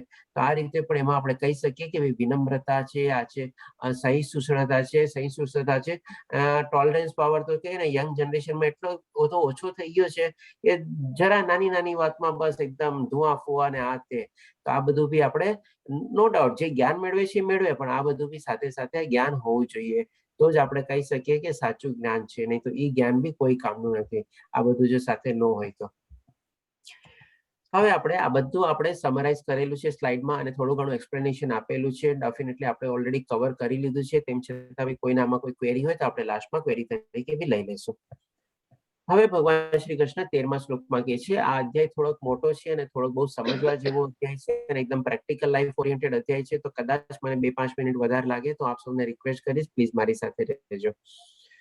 તો 13મા શ્લોકમાં ભગવાન શ્રી કૃષ્ણ કહે છે, હવે હું જ્ઞેય વિશે કહીશ, જે જાણીને તું બ્રહ્મનું નિત્ય આસ્વાદન કરી શકીશ. જ્ઞેય એટલે શું કે ભાઈ, શું knowledge, what is the subject matter of that particular knowledge, એના વિશે ભગવાન શ્રી કૃષ્ણ હવે કહી રહ્યા છે. અને એના વિશે પછી બેનિફિટ બી કહે છે કે જો એ જાણીને તને શું છે, બ્રહ્મ નિત્યનું આસ્વાદન કરી શકીશ. એટલે કે આપણે ભગવાનને આપણે પ્રાપ્ત કરી શકશું એવું આપણને ફીલ થશે, એવું આપણને મહેસૂસ થશે. આપણે કેમ કે ને કે ભાઈ આપણને અમૃત મળી ગયું, અમૃતનું આપણે આસ્વાદન કરીએ તો આપણને કેટલું સરસ ભાવે. કોઈ ભાવતી ચીજ હોય, જેમ કે માની લો શ્રીખંડ કે બાસુંદી કે મળી ગયું, આપણને બહુ ભાવતું હોય, આપણે કે હા મને આનો સ્વાદ બહુ ગયો, બહુ ફર્સ્ટ ક્લાસ છે, બહુ સરસ છે. એ રીતે ભગવાન શ્રી કૃષ્ણ કહે છે કે હવે હું તને સબ્જેક્ટ મેટર ઓફ નોલેજ આપીશ, એટલે કે જ્ઞેય કહીશ કે જે જાણીને તને નિત્ય આસ્વાદન કરી શકે બ્રહ્મનું. આ બ્રહ્મ અથવા અનાદિ આત્મા અનાદિ છે તથા મારે આધીન છે. તે આ ભૌતિક જગતના કાર્યકરણથી પર છે. હવે અહીંયા જે છે ને ઘણા લોકોને જે પ્રશ્ન હોય છે કે ભાઈ આપણે કર્મ કોણ કરે છે? આપણે શરીર કરે છે કે ભાઈ આપણે આત્મા કરે છે કે કોણ કરાવે છે? એવી રીતે આ બધાના જે મેં સ્ટાર્ટિંગમાં કીધું હતું કે 18 અધ્યાય સુધી આપણને જવાબ મળતા રહેશે. તેના સંદર્ભમાં આ શ્લોક બી એક છે. અને આમાં છે ને ભગવાન શ્રી કૃષ્ણ બહુ એકદમ ક્લેરિટી ઇસ્ટેબ્લિશ કરી દે છે, અથવા તો બે ડિવિઝન ઇસ્ટેબ્લિશ કરી દે છે કે શું કે છે કે તે આ ભૌતિક જગતના કાર્યકરણથી પર છે. એટલે કે શું કીધું ભગવાને કે ભાઈ આ બ્રહ્મ અથવા આત્મા અનાદિ છે, અનાદિકાળથી આત્માની ચાલ્યો આવે છે તથા મારે આધીન છે. ભગવાન શ્રી કૃષ્ણને જ આધીન જ છે, કારણ કે પરમાત્માનો જ અંશ છે આત્મા, તો એને આધીન હોય જ, બરાબર છે. પછી શું કે છે, તે આ ભૌતિક જગતના કાર્યકરણથી પર છે. એટલે કે એ આત્માને છે ને આ ભૌતિક જગતની એક્ટિવિટીઝ, કાર્યકરણ એટલે ટાઈપની એક્ટિવિટીઝ, એની સાથે કાંઈ લેવા દેવા નથી. હવે આના સંદર્ભમાં છે ને હું આપને બે એક્ઝામ્પલ આપીશ કે એ આપણે જો સમજી લઈએ ને તો ઘણી ખરો આપણે આખો અધ્યાયનો જે મેઇન ભાવાર્થ છે ને એ આપણે સમજી જશું. તો જેમ કે પેલું એક્ઝામ્પલ આપણે લઈએ, એક માની લો નાનું બાળક છે, હજી ચાલતા ફરતા શીખવું છે ને, 2-4 વર્ષનું છે એવી રીતે, અને એના પપ્પા સાથે રસ્તામાં જાય છે. માની લો પહેલી વાર ઘરની બહાર નીકળો, ચાલતા ફરતા શીખ્યા, એટલે પપ્પા એને નાનકડું એક વોક ઉપર લઈ જાય છે કે ચાલ બેટા, અને લગભગ 200-300 મીટર જેવું વોક કરે છે. પપ્પા પગલી ભરતું ચાલે છે, પપ્પા બી સાથે ચાલે છે. હવે બાળક તો પહેલી વાર નીકળ્યું છે, એટલે બાળક થોડું આગળ જાય છે અને કઈ ચીજ જોવે છે. પપ્પા 1 મિનિટ ઉભા રહ્યો, હું આ જોઈ લઉં. આપણે શું કરીએ? ઠીક છે, જોવા દે. આપણે તો કઈ ઇન્ટરેસ્ટ હોય નહીં આપણને તો ખબર છે શું જોવે છે. એ પહેલી વાર બહાર નીકળ્યો છે ને આપણને તો બધું ખબર છે. ઓકે, જોઈ લે બેટા, 1-2 મિનિટ જોઈ લે. પપ્પા ચાલો આગળ. પાછું થોડુંક આગળ જાય, પાછી નવી ચીજ જોવે, એટલે કે પાછું એના તરફ આકર્ષિત થાય, પાછું એના તરફ મોહિત થાય. પપ્પા 1 મિનિટ, પપ્પા આ મને તમે લઈ દેશો? મને આમ છે એમ જેમ કરીને કે પપ્પા કે ઠીક છે, લાવ લઈ દે, એમ કરીને પાછા એને લઈને આગળ નીકળી જાય. ચાલ બેટા થઈ ગયો હવે, એમ કરીને પછી આપણે છોકરાઓને એના ફાધર બંને આસ્તે આસ્તે આગળ નીકળતા જાય ને, વોક મારીને પછી આવે. હવે માં એ આખી જર્નીમાં માની લો 4 કે 5 વાર એને પપ્પાને કીધું આ લઈ લ્યો, પાલું લઈ લ્યો, આ લઈ લ્યો. પપ્પાએ બધું એને લઈ દીધું ને બધું કરી દીધું. ઠીક છે, તો હવે એવી જ રીતે આપણી આત્માને આપણે શું છે, પપ્પા જેવી છે, અને આપણે છે ને નાનું બાળક છે. આપણે આ ભૌતિક દુનિયામાં આવ્યા એટલે આપણે તો પહેલી વાર આવ્યા એવું લાગે આપણને. હવે આ સરસ છે ને, આ લઈ લો, ઓલો માણસ સારો છે ને, એને મળી લો, આ જગ્યા છે ને સારી છે, વાં વયા જાઓ. એટલે આપણી આત્મા છે ને એનાથી એને કાંઈ મતલબ નથી. પપ્પાની જેમ, જે ઠીક છે બેટા, ઓકે, તાર જે કરવું એ કર, જે કરવું એમ કર, એવી રીતે. હજી એક બીજો એક્ઝામ્પલ આપું કે એક માની લો આપણે કોઈ માણસ છે ને એના પેટને લઈને નીકળે, જેમ કે એને કૂતરો હોય કે બિલાડી હોય, અને પાર્કમાં વોક કરવા નીકળે પેટને લઈને. હવે જે કૂતરો કે બિલાડી હોય એ શું થોડુંક આગળ જાય પછી એનો કોઈ મળમૂત્ર ત્યાગ કરતો હોય, તો એ જે મળમૂત્ર ત્યાગ કરે તો એનો માલિક હોય એ શું એના હાથમાં ચેન ને ઊભી હોય, પકડીને ઉભો રહે, અને થોડોક આમ મોઢું કરી અને પછી પાછો એનો મળમૂત્ર ત્યાગ કરી દે, એટલે પછી પાછો એને લઈને આગળ ચાલવા માંડે. પાછું થોડું ઘણી આગળ જાય, કૂતરો આમ ગોળ ગોળ ફરતો હોય, બધું કરતો હોય, ત્યારે ઓલો બિચારો ચેન પકડીને આમ ખાલી ઉભો હોય. તો એવી જ રીતે આપણે જે કાંઈ પણ એક્ટિવિટી જે બધી કરીએ ને એ મળમૂત્ર જેવી જ છે. આપણે કહીએ ને બધી ફાલતુમાં ફાલતુ એક્ટિવિટી હોય છે, જેનો કોઈ મતલબ નથી, કોઈ તથ્ય નથી. કારણ કે એ જ આપણે જે ડોગનો અથવા જે બિલાડીનો જે માલિક છે, ખાલી એના હાથમાં ચેન છે, એને પણ શું છે, એ મળમૂત્ર ત્યાગ કરતો, એમાં આને શું મતલબ? કાંઈ મતલબ નથી હતો.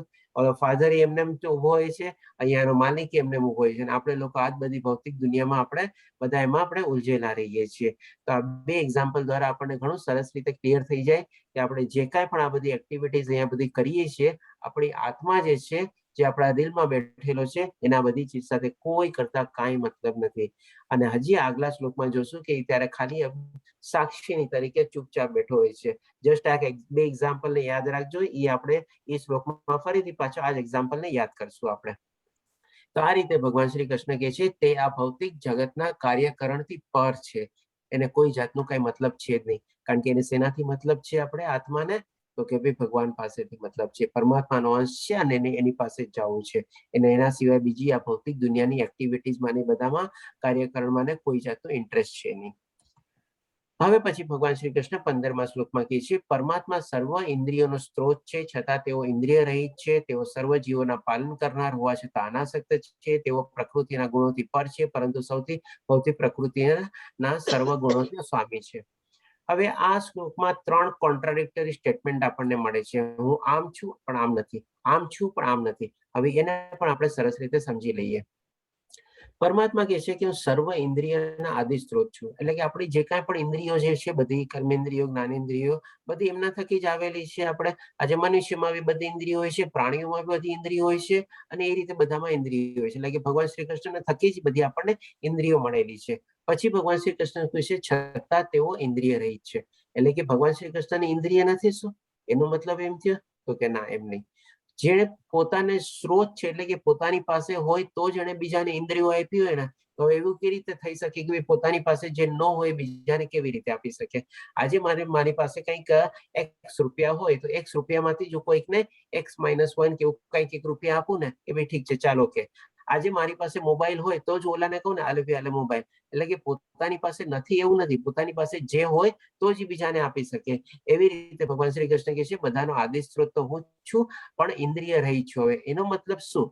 એટલે કે ભગવાન ઇન્દ્રિય વગરના નથી એવું નથી, આપણે નથી સમજવાનું. પણ ઇન્દ્રિય રહિત એટલે કે આપણે એક્ઝામ્પલ લઈએ, અહીંયા માની લો આપણે આકાશનો, જેમ સર્વવ્યાપક છે. હવે એની આપણને ઇન્દ્રિયો દેખાય? આપણને ડેફિનેટલી ન દેખાય આપણને. એટલે કે ઇન્દ્રિય રહિત એ સેન્સમાં આપણે રહી શકીએ, કારણ કે એ આપણને વિઝિબલ નથી. કારણ કે એમની જે ભગવાનની ઇન્દ્રિયો જે છે બધી અલૌકિક છે. એવું નથી કે એમને આપણી ફિઝિકલ ટાઈપની બધી એમની મારા ઇન્દ્રિયો હોય, આંખ, કાન, હાથ એવી રીતે.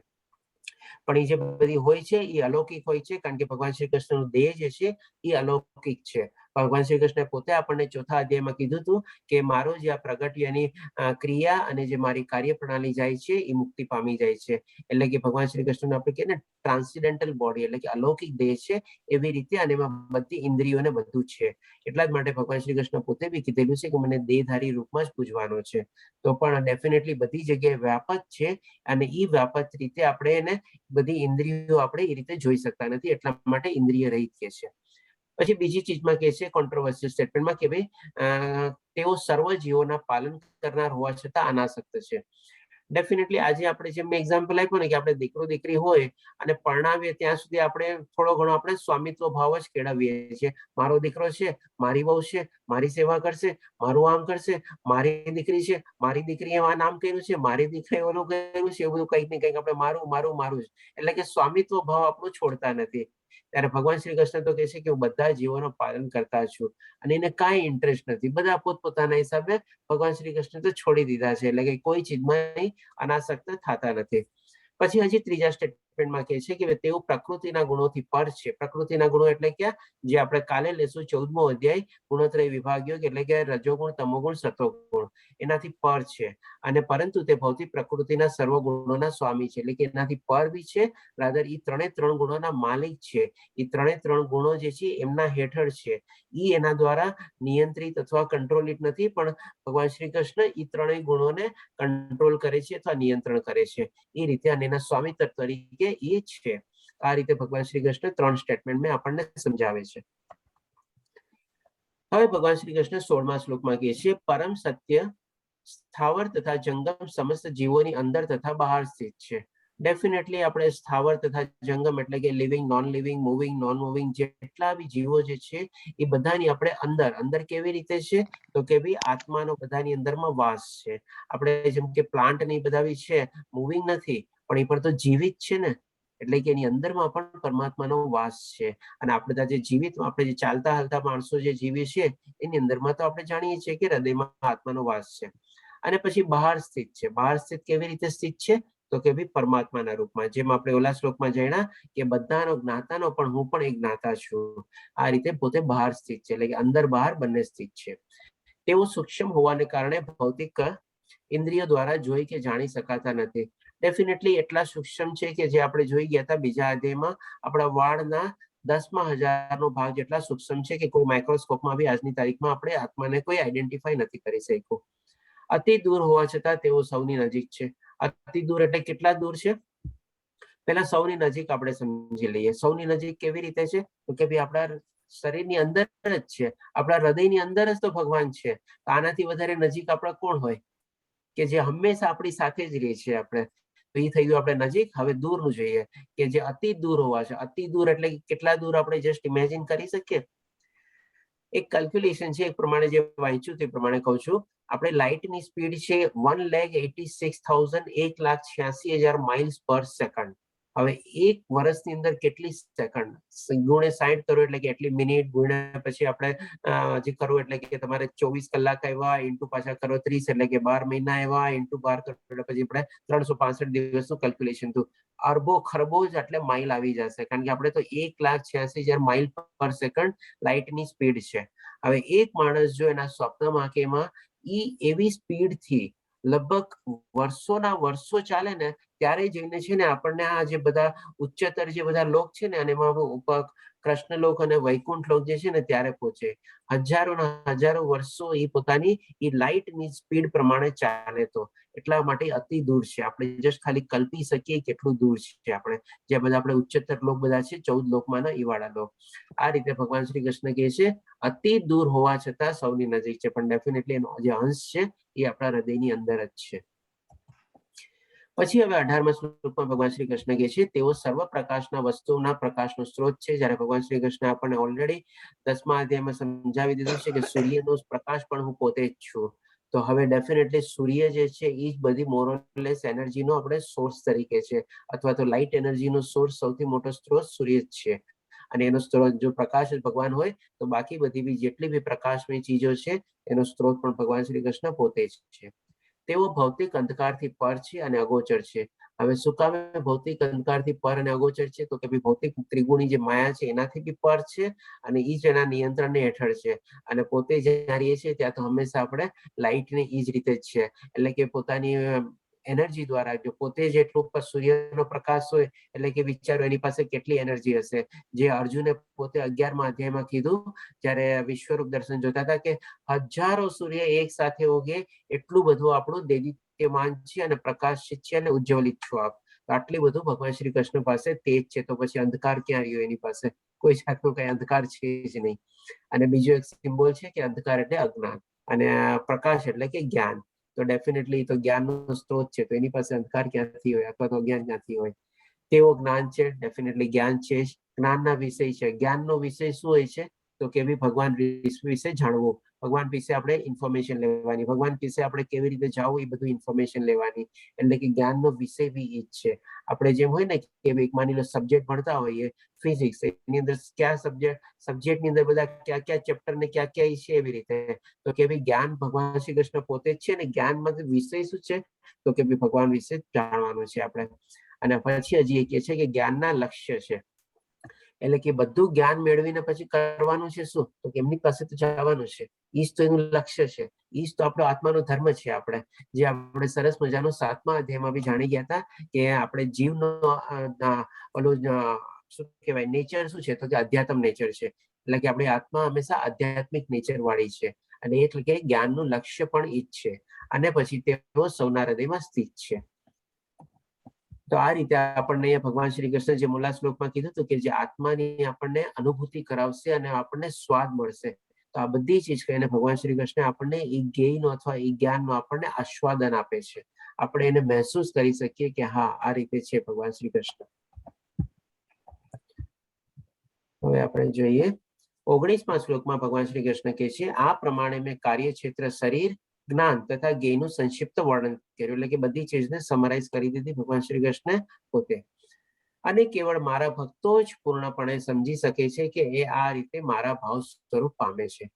હવે અહીંયા છે ને ભગવાન શ્રી કૃષ્ણ આપણને એક હલકી સી એક નાનકડી ચીજ કહીએ છે કે જે આપણે એક જાતનું કે ને આપણે ટોકવા જેવું છે કે આ બધું ચીજ મેં તને કહી તો દીધું, પણ કોણ સમજી શકશે અથવા કોણ નહીં સમજી શકે? એ આપણને બહુ સરસ રીતે કહે છે. અહીંયા કે છે કે સંક્ષિપ્તમાં સરસ રીતે વર્ણન કરી દીધું, બરાબર છે. આપણે બી સરસ રીતે આખું વર્ણન સમજી ગયા ને, બરોબર. અને સાથે સાથે શું એક ટૂંકો આપણે એડ કરે છે, આને કેવળ મારા ભક્તો જ પૂર્ણપણે સમજી શકે છે, એટલે કે બાકી બધાની આ પર છે અને એ રીતે મારા ભાવ સ્વરૂપ પામે છે. તો જેમ ભગવાન શ્રી કૃષ્ણ કીધું ઓલા શ્લોકમાં, તો આનું બધાને મ્યુટ કરી દઉં છું કે તું એ પરમ સુખને દિવ્ય સુખનો આસ્વાદન તને મળશે. હવે એ આસ્વાદન કોને મળ્યો હોય? જેમ કે માની લો આ બધું જ્ઞાન ને બધું મળી લીધું હોય, જે ભક્ત હોય ને એને જ મળે, જે ભક્ત ન હોય ને એને ન મળે, એના બધું એને ઉપરથી જાય. જેમ ક્લાસમાં ઘણી વાર સ્ટુડન્ટ બેઠા હોય ને, જે છેલ્લા બેઠો હોય એ કે મને તો કઈ સમજાણું જ નહીં, બધું મારે તો ઉપરથી વયું ગયું. એ રીતે ભગવાન શ્રી કૃષ્ણ એકદમ ટવકો મૂકી દે છે આપણી સામે કે આને કેવળ મારા ભક્તો જ પૂર્ણપણે સમજી શકે છે અને બાકી બધા એને ઉપરથી બાઉન્સર તરીકે વયું જાય. તો આપણે જે સમજવાની છે, આપણે ડેફિનેટલી અત્યારે બધાને આપણે ભક્તો જ છીએ આપણે, અને એ રીતે ભગવાન શ્રી કૃષ્ણ જે પ્રમાણે આપણને સમજાવીએ છીએ, અને મેં પણ પ્રયાસ કર્યો પૂરેપૂરો કે આપણે બી સમજીએ, એ રીતે સમજી શકીએ. હવે જોઈએ ભગવાન શ્રી કૃષ્ણ જે આખી ચીજ આપણને કીધી ને એ પણ આપણે એક સમરી રીતે જોઈ લઈએ કેવી રીતે આવે છે. તો કે પ્રકૃતિ એટલે શું? આ ભૌતિક પ્રકૃતિ એટલે કે આપણે જેમાં આપણે બધું જોઈ ગયા ને કે ભાઈ શું શું ચીજ છે, બધી આપણે જે 31 ચીજોમાંથી આપણું શરીર જોયું ને, શરીરની સાથે સાથે આપણે અવ્યક્ત ત્રિગુણી માયા જે છે, આ છે, બધી ચીજ વસ્તુઓ ને ઇન્દ્રિય વિષયો છે, બધું જે છે એ બધી આપણી ભૌતિક પ્રકૃતિ એમાં આવી ગઈ. એમાં પ્લસ આપણે 5 મહાતત્વો જે છે એ બી આવી ગયા. પછી પુરુષ એટલે કે આપણે આનંદ માણ્યા, એટલે કે આપણે જે આ બધો આનંદ માણીએ છીએ. આમાં પુરુષ એટલે કે એવું નથી ખાલી મેસ્ક્યુલાઇન જેન્ડર, આમાં ફેમિનાઇન જેન્ડર બી આવી જાય, એટલે કે સ્ત્રીલિંગ બી આવી જાય આમાં. ક્ષેત્ર આપણે જાણી ગયા કે આપણું શરીર જ ક્ષેત્ર છે. ક્ષેત્રજ્ઞ એટલે કે આપણા શરીરની અંદર જે આત્મા જે છે એ એક ક્ષેત્ર છે, અને એ ક્ષેત્રજ્ઞનો ક્ષેત્રજ્ઞ એટલે કે પરમાત્મા જે બધાનો જાણનાર છે. પછી જ્ઞાનમ એટલે કે શું? ક્ષેત્ર અને ક્ષેત્રજ્ઞ બે અલગ અલગ છે, એની સમજ આપણને મેળવી જાય તો એ આપણે જ્ઞાન છે. અને જ્ઞાનનું લક્ષ્ય શું છે? એટલે કે જ્ઞેયમ એટલે કે તો કે પરમાત્માની પ્રાપ્તિ, એ જ આપણું લક્ષ્ય છે. એટલે કે અહીંયા ફરીથી આપણને ભગવાન શ્રી કૃષ્ણ રીસ્ટેબ્લિશ કરી દે છે. આની પહેલાના બી એક અધ્યાયમાં આપણને કીધું તો આપણને સમજાવ્યું હતું કે આપણા જે જીવનનો જે મૂળ છે અથવા તો જીવનનું જે ધ્યેય છે એ ભગવાનની પ્રાપ્તિ છે અથવા પરમાત્માની પ્રાપ્તિ છે. હવે 20મા શ્લોકમાં ભગવાન શ્રી કૃષ્ણ કહે છે ભૌતિક પ્રકૃતિ તથા જીવોને અનાદિ સમજવા અને તેમના વિકાર તથા ગુણોને પ્રકૃતિ જે જાણવા. હવે અહીંયા છે ને ભગવાન શ્રી કૃષ્ણ જે આપણને જે સમજાવે છે એ ચીજ થોડી ક્લિયર કરી લઈએ. આના સંદર્ભમાં એકવાર મારા ખ્યાલથી મહેશ પ્રભુજી આપણને પ્રશ્ન બી પૂછ્યો હતો, જે ઓલા આપણે 14 મનુ ને બધું લીધા હતા, કે એમને પ્રશ્ન હતો કે ભાઈ મનુના આપણે બધા ડિસેન્ડન્ટ છીએ તો કેમ બધા મનુષ્યો સરખા ને એવા નથી? તો એ ચીજ બી આમાં થોડી ઘણી ક્લિયર થશે, અને મેં ત્યારે જવાબ આપ્યો તો એ પ્રમાણે, અને આમાં બી અત્યારે થોડી ઘણી આપણે ઓર ક્લિયર કરશું. અને આમાં છે ને આ શ્લોકમાં એક આપણે સાયન્સમાં એક ચાર્લ્સ ડાર્વિનની એક ઇવોલ્યુશન થિયોરી છે. એ ઇવોલ્યુશન થિયોરી બી આમાં છે ને થોડી ઘણી ફેલ થાય છે, એ પણ આપણે આમાંથી સમજશું. તો ભગવાન શ્રી કૃષ્ણ અહીંયા શું કહે છે કે ભૌતિક પ્રકૃતિ તથા જીવોને અનાદિ સમજવા, એટલે કે વર્ષોથી ચાલ્યા આવે છે. હવે જેમ કે ચાર્લ્સ ડાર્વિને શું કીધું હતું કે ભાઈ વાંદરામાંથી આસ્તે આસ્તે મનુષ્ય થયા, એવી ટાઈપની એની થિયોરી હતી. હવે સાયન્સમાં શું હોય છે કે સૌથી પહેલા કોઈ એક જણ આવે કે એના થિયોરી તરીકે આવે, થિયોરી પછી જાય લેબોરેટરીમાં, અને એના ઉપર બહુ મોટું સંશોધન ને બધું જે થાય, અને પ્રાથમિક સ્ટેજમાં જે થોડું ઘણું આપણને એવા સંશોધનના પુરાવાને મળે કે ના ભાઈ આ થોડી ઘણી સાચી છે, તો પછી થિયોરીમાંથી આગળ વધે પ્રિન્સિપલ સ્ટેજમાં, અને પ્રિન્સિપલ સ્ટેજમાં પછી ઓર આગળ એડવાન્સ લેબોરેટરીમાં જાય, ઓર ઘણા મોટા મોટા એક્સપિરિયન્સ બધા થાય, અને એના ઉપરથી પછી આપણને ખબર પડે કે ના ભાઈ એકદમ સાચું છે, ત્યારે જઈને બને લો. એટલે કે પેલા થિયોરી પછી પ્રિન્સિપલ પછી લો. એટલે કે જેમ કે આપણે ન્યૂટન લો ઓફ ગ્રેવિટેશન છે કે ન્યૂટન લો ઓફ મોશન છે, બધા લો છે. પણ આ જે ચાર્લ્સ ડાર્વિનની જે ઇવોલ્યુશન થિયોરી છે એ હજી સુધી થિયોરીના રૂપમાં જ છે. મને ખ્યાલ છે અમે લોકો સ્કૂલમાં ભણતા એ થિયોરી જ હતી, અને કદાચ તો આજની તારીખમાં તો જેમ કે મેં મારા છોકરાનો સિલેબસમાં એમાં જોયું હતું, આ થિયોરીને બી એમાંથી સબ્જેક્ટમાંથી સિલેબસમાંથી હટાવી દીધી હતી એ લોકોએ. તો આજે ખાલી નામની થિયોરી રહી ગઈ છે કે ભાઈ એ એવી રીતે નથી થયું. કારણ કે અહીંયા ભગવાન શ્રી કૃષ્ણ શું કહે છે, ભૌતિક પ્રકૃતિ તથા જીવોને અનાદિ સમજવા, એટલે કે ઘણા કાળથી બધા મનુષ્યોને બધા ચાલ્યા જ આવ્યા હતા, એવું નથી કે વાંદરામાંથી માણસ થયા કે એવી રીતે ટાઈપથી.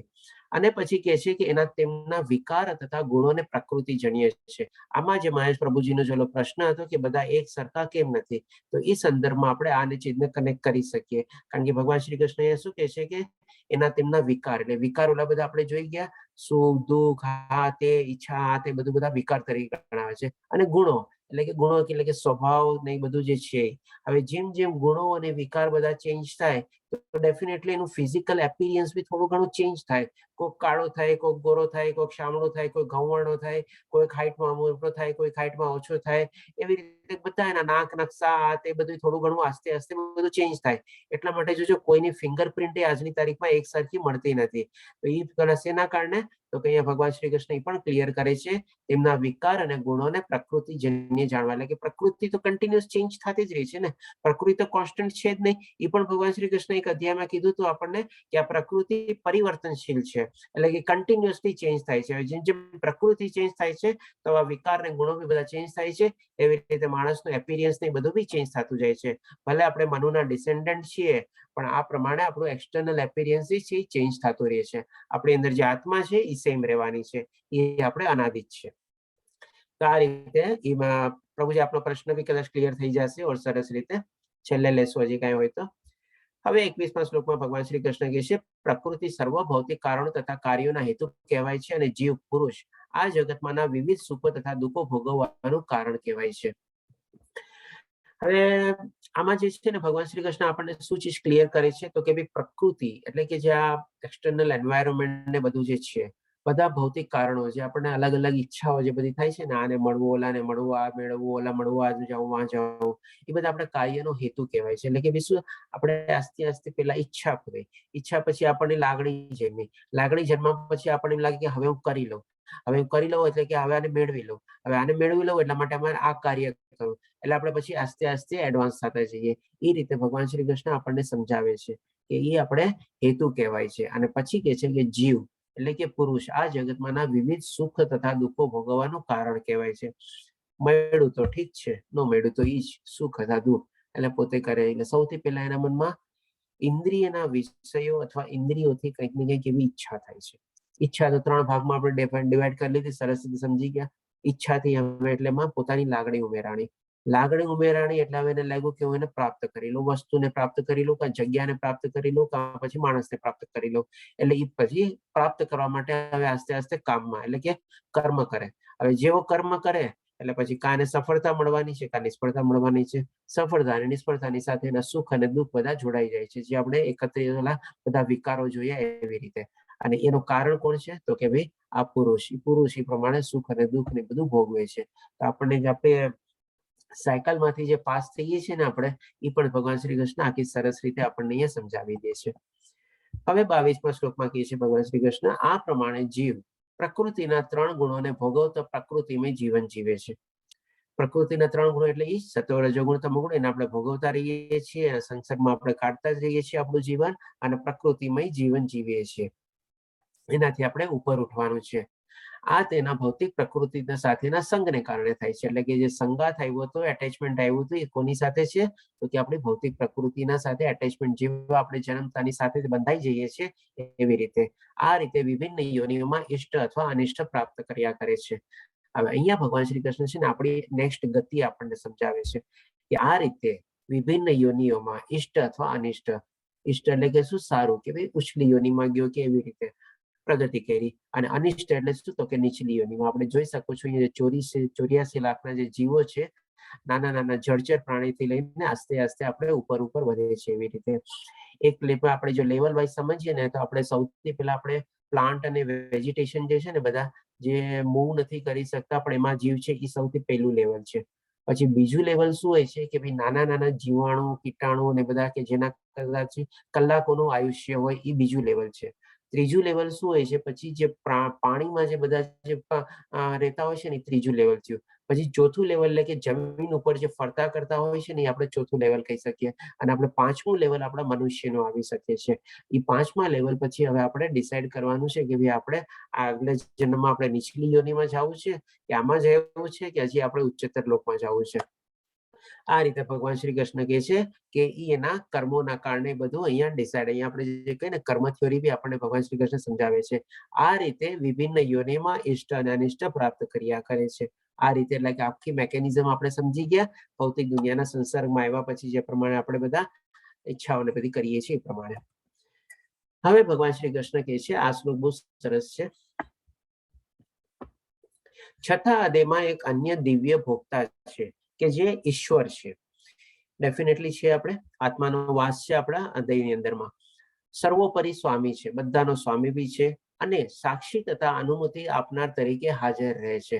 હવે અહીંયા હું આપને કહીશ કે ફરીથી ઓલા બે એક્ઝામ્પલ યાદ કરી લો કે ફાધર અને છોકરાનો અને અથવા તો માલિક અને એના પેટ કૂતરા બિલાડાનો કે જે સાથે ફરવા લઈને જાય છે, એને આપણે પાછું અહીંયા લેશું અને સમજીએ આપણે. કારણ કે અહીંયા ભગવાન શ્રી કૃષ્ણ શું કીધું આપણને કે આને સાક્ષી અને અનુમતિ આપનાર તરીકે હાજર રહે છે, કે આપણી અંદર જે આત્માનો જે વાસ છે ને એ પેલા બે રીતે આપણે છે, સાક્ષી અને અનુમતિ. તો હવે જેમ પેલા આપણે શું છે કે બાળકને આ જોવું છે, ઓલું જોવું છે, બધું કરવું છે, એટલે કે આપણી આત્મા છે ને ખાલી સાક્ષી તરીકે આ બેટા જોઈ લે. ઓકે, પછી હવે આપણે થોડુંક એને ઓર એક્ઝામ્પલ બધાને એક્સપાન્ડ કરતા જઈએ. આપણે આપણી જિંદગીમાં આવ્યા, ભૌતિક દુનિયામાં આવ્યા, થોડા ઘણા વર્ષો આપણે ભણ્યા કર્યા, જ્ઞાન મેળવ્યું, આપણી આત્મા કહે છે ઠીક છે બેટા ભણી લે, જ્ઞાન મેળવી લે, ડિગ્રી મેળવી લે, લગ્ન કર્યા, ઠીક છે બેટા લગ્ન કરી લે, હું ઉભો છું સાક્ષી તરીકે, જેમ ઓલો પપ્પા ઉભા છે ને એવી રીતે, અથવા તો ઓલો માલિક કૂતરા બિલાડાનો જે ઉભો છે ને મળમૂત્ર ત્યાગ કરે છે એવી રીતે, ઠીક છે બેટા ભણી લે, લગ્ન કરી લે, ઓકે, છોકરા કરી લે, હા છોકરા, ઓકે ઠીક છે. હવે તો શું છે, થોડી ઘણી એની પાસે સેવા કરાવો ને એટલે આવી રીતે કન્ટિન્યુઅસ એની લાઈફ એમાં નીકળી ગઈ. પણ જે એનો આત્માને જોતું હતું એને કઈ કર્યું નહીં, એટલે આત્મા તો ખાલી સાક્ષી તરીકે બસ ઉભી રહી અને આવી રીતે મનુષ્ય પોતાની આખી જિંદગી કાઢી નાખી.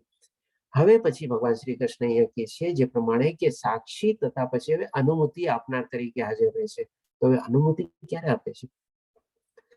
તો જ્યારે માણસ સમજે છે કે ના ભાઈ હવે મારે મારું જીવનનું સ્તર બદલવું પડે, મેં ઇન્દ્રિય વિષયો સ્તર ઉપર જીવી લીધું, માનસિક સ્તર ઉપર બી જીવી લીધું, હવે થોડુંક મારે બૌદ્ધિક સ્તર ઉપર જીવવું છે, ત્યારે આપણી આત્મા છે ને ઓહ જાયગો ઓહ મારા ઇન્ટરેસ્ટની વાત કરવા આવ્યો, એટલે તરત આવીને કે હા એ આપણને ત્યારે અનુમતિ આપે, હા બેટા એ તું કરવા માંગતો ને, મારે થોડુંક આધ્યાત્મિક જ્ઞાન મેળવવું છે, મારે ભગવદ્ ગીતાના ક્લાસીસ જોઈન કરવા છે, લેવલ 2 જોઈન કરવું, લેવલ 3 કરવું, ત્યારે એ આપણને છે ને અનુમતિ આપે.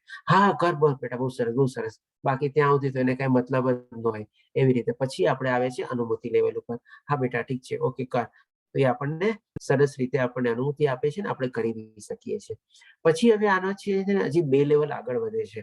અનુમતિ પછી શું થાય છે કે ભાઈ આપણે ત્યારે આપણે ડિરેક્શન આપે છે.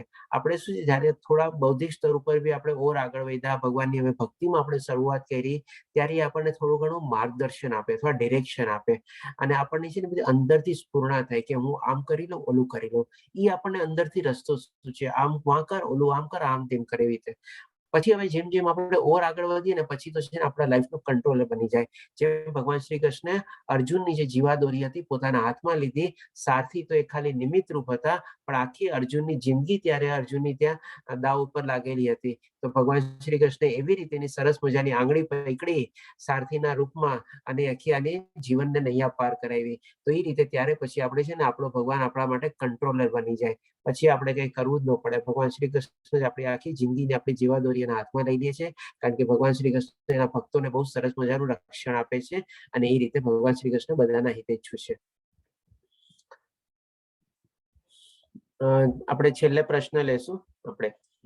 તો આ રીતે આપણને અહીંયા ભગવાન શ્રી કૃષ્ણ આ શ્લોક મને બહુ પ્રિય છે. આ શ્લોક મને એક 9મા અધ્યાયનો 22મો શ્લોક બહુ ગમે, અને આ વાળો આ શ્લોક બહુ ગમે, જેમાં કહે છે કે મારા ભક્તોને જે જોતું એ આપવું અને એની પાસે જે જોતું એનું રક્ષણ બી કરવું છે. અને અહીંયા ભગવાન શ્રી કૃષ્ણ કહે છે પેલા સાક્ષી અને પછી અનુમતિ આપનાર તરીકે હાજર રહે છે, અને તેમને પરમાત્મા કહેવાય છે. આ રીતે ભગવાન શ્રી કૃષ્ણ આપણને અહીંયા બહુ સરસ રીતે આ ચીજ સમજાવે છે. હવે જોઈએ 24મા શ્લોકમાં. ટાઈમ થઈ ગયો છે, વધારે ટાઈમ નહીં લઉં, 5 મિનિટ કદાચ લાગશે, તો પ્લીઝ મારી સાથે રહેજો. હવે 24મા શ્લોકમાં ભગવાન શ્રી કૃષ્ણ કહે છે એ મનુષ્ય પ્રકૃતિ, જીવ તથા પ્રકૃતિના ગુણોની આંતરક્રિયા સંબંધિત આ તત્વજ્ઞાનને સમજી લે છે. આંતરક્રિયાને આપણે સરસ રીતે સમજી ગયા, ત્યારે બી વર્ડ આવ્યો હતો, અત્યારે ફરીથી આંતરક્રિયા વર્ડ આવ્યો. એ બધી ચીજ ભગવાન શ્રી કૃષ્ણ સમરાઈઝ કરે છે આખી ચીજ. તે નિશ્ચિત મુકામ પામે છે. નિશ્ચિત મુકામ શું છે? તો કે ભગવાનની પ્રાપ્તિ કરે છે. તેથી વર્તમાન સ્થિતિ ભલે ગમે તેવી હોય તો અહીં પુનર્જન્મ થશે નહીં. એટલે કે ફરીથી જન્મ, મૃત્યુ, જરા, વ્યાધિના ચક્રમાં ફસાવવું પડશે નહીં. આપણો મોક્ષ મળી જશે, મુક્તિ મળી જશે. આ રીતે ભગવાન શ્રી કૃષ્ણ આપણને સમજાવે છે કે આ બધી મેકેનિઝમને જો સમજી જઈએ આપણે, તો આપણે સરસ મજાના આપણી લાઈફના આપણે એન્જિનિયર બની શકીએ, અને આપણી લાઈફને આપણે મુક્તિ અથવા મોક્ષ અપાવી શકીએ. હવે 25મા શ્લોકમાં ભગવાન શ્રી કૃષ્ણ કહે છે કેટલાક મનુષ્ય હવે પાછા ભગવાન શ્રી કૃષ્ણ આ બધું સમજાવ્યા પછી ભક્તિ ઉપર આવી જાય છે કે કેવી રીતે લોકો ભક્તિ નહીં કરે છે. કેટલાક મનુષ્ય પરમાત્માને ધ્યાન દ્વારા એટલે કે અષ્ટાંગ યોગની પ્રમાણે કરે છે કે પોતાની અંદર જ જોવે છે. અન્ય કેટલાક લોકો ગાનો પર જોઈને એટલે કે અલગ અલગ વેદ ઉપનિષદ અહીંયા આપણે ફોટો જોઈ શકો છો તમે બધા શાસ્ત્રોની બધાનું જે છે અને વળી બીજા નિષ્કામ કર્મ દ્વારા જુએ છે. તો અહીંયા આપણે ગયા અધ્યાયમાં જ આપણે લેવલ જોઈ ગયા છે કે સૌથી નીચે આવે છે જ્ઞાન, એની ઉપર આવે છે આપણે ધ્યાન યોગ અને એની ઉપર આવે છે આપણે નિષ્કામ કર્મ યોગ. અને અહીંયા ભગવાન શ્રી કૃષ્ણ ઉલટી રીતે સિક્વન્સમાં સમજાવે છે પણ મેકેનિઝમ ઈ જ છે કે ભાઈ કેટલાક લોકો આમ કરે છે અને વળી બીજા કેટલાક લોકો કર્મ જે આવી રીતે કરે છે નિષ્કામ કર્મ. તો આપણે પણ ડેફિનેટલી ઈ જ હિયરકી લેવલ જો રાજ રાખીએ કે સૌથી પહેલા આપણે અનન્ય ભક્તિ, પછી આપણે શાસ્ત્રોના બધા જે વિધિ વિધાનોની છે ઈ ભક્તિ, પછી આપણે નિષ્કામ કર્મયોગ, પછી સકામ કર્મયોગ ચોથું હતું, પાંચમું પછી હતું આપણે ધ્યાન યોગ અને છઠ્ઠું હતું આપણે જ્ઞાન યોગ. તો આ રીતે સિક્વન્સને આપણે યાદ કરીએ તો આપણે એને ફોલો કરીએ તો આપણને ભાઈ સરસ મજાની ભક્તિ થઈ શકે. હવે આ 26મા શ્લોકમાં ભગવાન શ્રી કૃષ્ણ કહે છે જે ઈ જ જેમ કે કોક માતાજીનો પ્રશ્ન હતો કે આપણે અત્યારે પહેલા લેવલ જ્ઞાન લઈ રહ્યા છે આપણે કેવી રીતે સેકન્ડ, થર્ડ, ફોર્થ ની બધામાં લેવલમાં પહોંચવું. તો જરૂરી નથી કે જ્ઞાન લેવું મેન્ડેટરી જ છે. વગર જ્ઞાને અથવા લિમિટેડ જ્ઞાને બી આપણે બીજું અથવા ઈ લેવલમાં આપણે પહોંચી શકીએ છીએ. ઈ જ આપણને અહીંયા ભગવાન શ્રી કૃષ્ણ ક્લિયર કરે છે. વળી એવા લોકો છે કે જેઓ આધ્યાત્મિક જ્ઞાનના જાણકાર હોતા નથી. એકદમ ક્લિયરલી કહી દીધું. બરાબર છે, ઓકે, બહુ ડિફિકલ્ટ બી છે આજે આધ્યાત્મિક જ્ઞાન મેળવવું કારણ કે બહુ એક તો લિમિટેડ રિસોર્સિસ હોય છે અને આજની તારીખમાં કોરોના કાળમાં ઘણા ઠીક છે બધા આપણને ઓનલાઈન લેક્ચર્સ ને આ તે બધું મળી જાય છે. બાકી અત્યારે રિસોર્સિસ બધા બહુ લિમિટેડ થઈ ગયા છે અને પ્લસ પાછું એવું સારું જ્ઞાન અને એવું સારી સમજ શક્તિ દ્વારા બી આપણને બહુ ઓછું પ્રદાન મળી શકે છે. હોતા નથી પણ અન્ય લોકો પાસેથી પરમ પુરુષ વિશે શ્રવણ કરી તેમની ઉપાસના કરવા લાગે છે. આ લોકો પણ અધિકારી પુરુષો પાસેથી શ્રવણ કરવાની વૃત્તિ ધરાવતા હોવાને કારણે જન્મ તથા મૃત્યુના માર્ગને પાર કરે છે. અહીંયા એક સરસ મજાનો આવો શ્રવણ શક્તિનો એક્ઝામ્પલ છે. આ દેવહૂતિ માતા છે, આ કપિલ મુનિ છે. કપિલ મુનિ એમના પુત્ર હતા દેવહૂતિ માતા અને દેવહૂતિ માતાને આપણે બહુ આધ્યાત્મિક જ્ઞાન બહુ લિમિટેડ હતું અને કપિલ મુનિએ બહુ એવી સિદ્ધિ પ્રાપ્ત કરી લીધી હતી. તો એ રીતે એને ગુરુ તરીકે સ્વીકારે છે અને એમની પાસેથી બધું સાંભળે છે અને સાંભળીને બી એ મૃત્યુ કે મુક્તિ અથવા તો મોક્ષ પામે છે. તો જસ્ટ એક ખાલી સાંભળવાથી બી આ બધા બેનિફિટ મળી શકે છે. જરૂરી નથી કે આપણે બધું જ્ઞાન મેળવતા જઈએ, આપણે પોતે લર્ન કરીએ ને બધું કરીએ. ખાલી જેમ કે અત્યારે આપણે બધા કોર્સ ને કરી રહ્યા છે તો આપણને પણ આ બધાનું જ્ઞાન મળી રહ્યું છે અને આપણે એમાં આગળ વધી રહ્યા છીએ. આ રીતે ભગવાન શ્રી કૃષ્ણ કહે છે કે લિમિટેડ જ્ઞાન એ તમારા માટે રેસ્ટ્રિક્શન નથી અથવા હિન્ડ્રન્સ નથી અથવા પ્રોબ્લેમ નથી. એનો પણ સોલ્યુશન અહીંયા ભગવાન શ્રી કૃષ્ણે આપેલું છે.